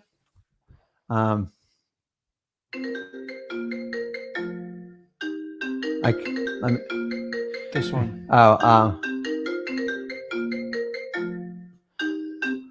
I'll just pop it up. Okay. Let me see. I'm looking. So Cadillac Colt says, Zach and Rick, I got a 3-property bundle. Do you open this one? No, I didn't. Okay. I didn't open it yet. Cadillac said, I have a 3-property bundle open for assignment in East Liverpool. That's probably on the border, right? East Liverpool. 2 separate apartment buildings, 1 8-unit, 1 4-unit, plus a single family. Interested in JV? Yeah, we're interested in JVing it. Possibly purchasing. I got to see the pro forma, see if it's a good deal or not. If you want to send me a JV deal, remember, you just got to go to sellmypaper.com. That's how you send it. Let me show you exactly how to do it. Yeah, just share some details with us, how long you've had it under contract for, and the pertinent stuff. But like, we look at everything. Like, we're wide open. Let's pop it up right here. So you just go to sellmypaper.com. Let's go here. There's the link. Here we go. Just go to sellmypaper.com, and it's literally just go to Flip with Rick. It's JV with us. You click that. And basically, if you are in any of these markets, okay, East Liverpool, Ohio is going to be kind of that border by West Virginia, but it's in Ohio, so technically, any of these markets, we're going to go to JV with you guys in there. So send us your deals there. We'd love to do the deal with you there and help you out. But yeah, just sellmypaper.com. It's pretty simple. That's a great way to go out there and do it. But let's answer a couple more questions real quick too. I know we had some technical difficulties, but we should be all set there. Now you got the fun part. Oh yeah. So yeah, so let's talk about this and let's break it all down. Let's see what other questions we got. And guys, when it comes to contract, print them out, download them from freewholesaling.com, and then just practice writing them on your own. Mm-hmm. And you'll naturally go, I wonder if the seller will say this. And then you can refer back to this video, and then you've got to practice your objections. When you guys get objections on like stupid things like outside of price, like deposit, closing dates, and you go like this, I don't know, I'll have to get back to you. You're dead in the water. These are the easy parts you have to get through. What Zach was teaching earlier, the marketing and stuff, that's the stuff you really got to like immerse yourself in. When it comes to contract, a lot of you guys skip this part. And I'm telling you, you can practice on real live wholesale deals and it's going to cost you a fortune, or you can practice in your house. Go find your sister, your mom, your brother, your dad, practice on them, because you're going to find out what you're made of. It's funny, until you do a live setting or put somebody on a role play, you never know how they're going to respond. You are no different watching this video. I want you to understand that. So exactly. So let's kind of break down our homework for today for the 7 deals in 7 days challenge. So let's break down our homework and everything on here. So if we are going to go out here and become successful, this is day 1. Obviously, we're doing it tomorrow. Also, tonight, we are going to research your markets. We kind of have that pretty easy plan. Is it 100,000 plus population for the county? And is the median home price below 4 to 500,000. We're going to go to freewholesaling.com, freewholesaling.com, and go and download our contract. We're going to go there and download it and the assignment of contract. It's all in one thing. Pretty easy, pretty simple. And then we are going to network with 2 local wholesalers. That's right, 2 local wholesalers. I got it.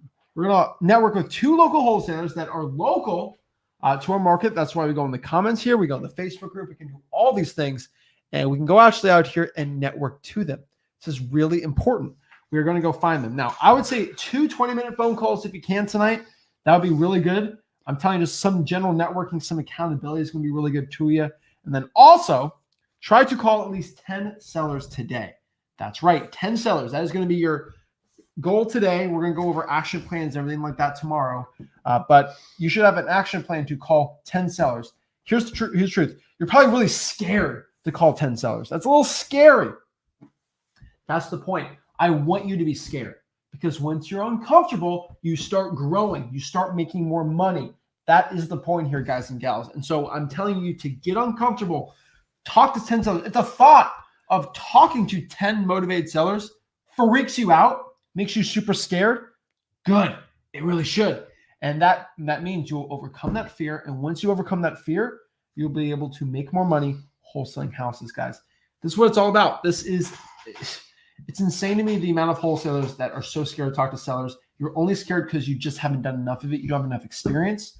With that, your confidence will skyrocket and you'll make a ton of money in wholesaling real estate. So many wholesale. If you want to download the contracts, go to freewholesaling.com. It's all there. He did a full breakdown on that. And yeah, we appreciate it, guys. So make sure you go to freewholesaling.com. You break it all down. You go there and network. 2 people, get their phone numbers, network in here, right? We got Megan in Washington. So shout out to her. She's telling people she's in there. Hillary's in Maryland. So go network with the people. Rambo out here in Atlanta. Here's the problem. Rambo, you can't let, how am I going to know how to, Joy, go to rambo.com? Like, I don't know what's your phone number, what's your email. People don't know how to reach out to you. You got to network, guys. You got to network. Like Diane Russell, yeah, I know she's in Plenty, Michigan. I've done deals there. I don't know how to say it. But I mean, that's in Wayne County. The problem is, Diane, do I find you on Facebook? Like, how do I, that's the problem I think we have on the internet, you know. Let people know what your email is, what your social media is. How do I actually how do I reach out to Dream Chaser? Dream Chaser in Alabama? Like, do I look up Dream? Is that the person's real name? No, Dream I mean, Chaser? just more specifics, guys. It Email, will help you phone out. number, And we'll all break it down from there. So guys, this is day 1 of the 7 deals in 7 days challenge. We'll be on tomorrow for hours and hours and hours of more wholesaling content. And we're going to break down kind of the locking up the deal side, really finding the comps, the values of the deals, the ARV side, dispositions, and all those things, so you can become the most successful wholesaler possible, guys. Make sure you smash that like button, subscribe. Make sure you go out here to freewholesaling.com. If you got a deal, send it to sellmypaper.com, and I really appreciate it. Shout out to everyone on here. Shout out to the winners. I gave out 50,000 skip traces today in That's the year cool. of dmzack.com. And I'll do another giveaway tomorrow, so make sure you hop on here. And today is kind of more of the learning how to find these sellers, and tomorrow's going to be more of implementation, so it's going to be really excited. So guys, if you're enjoying this, use this as a challenge to springboard you to success. We'll see you tomorrow. Appreciate it. And yeah, have a blessed one. This is Zach Ginn signing out. Rick Ginn signing out. Have a blessed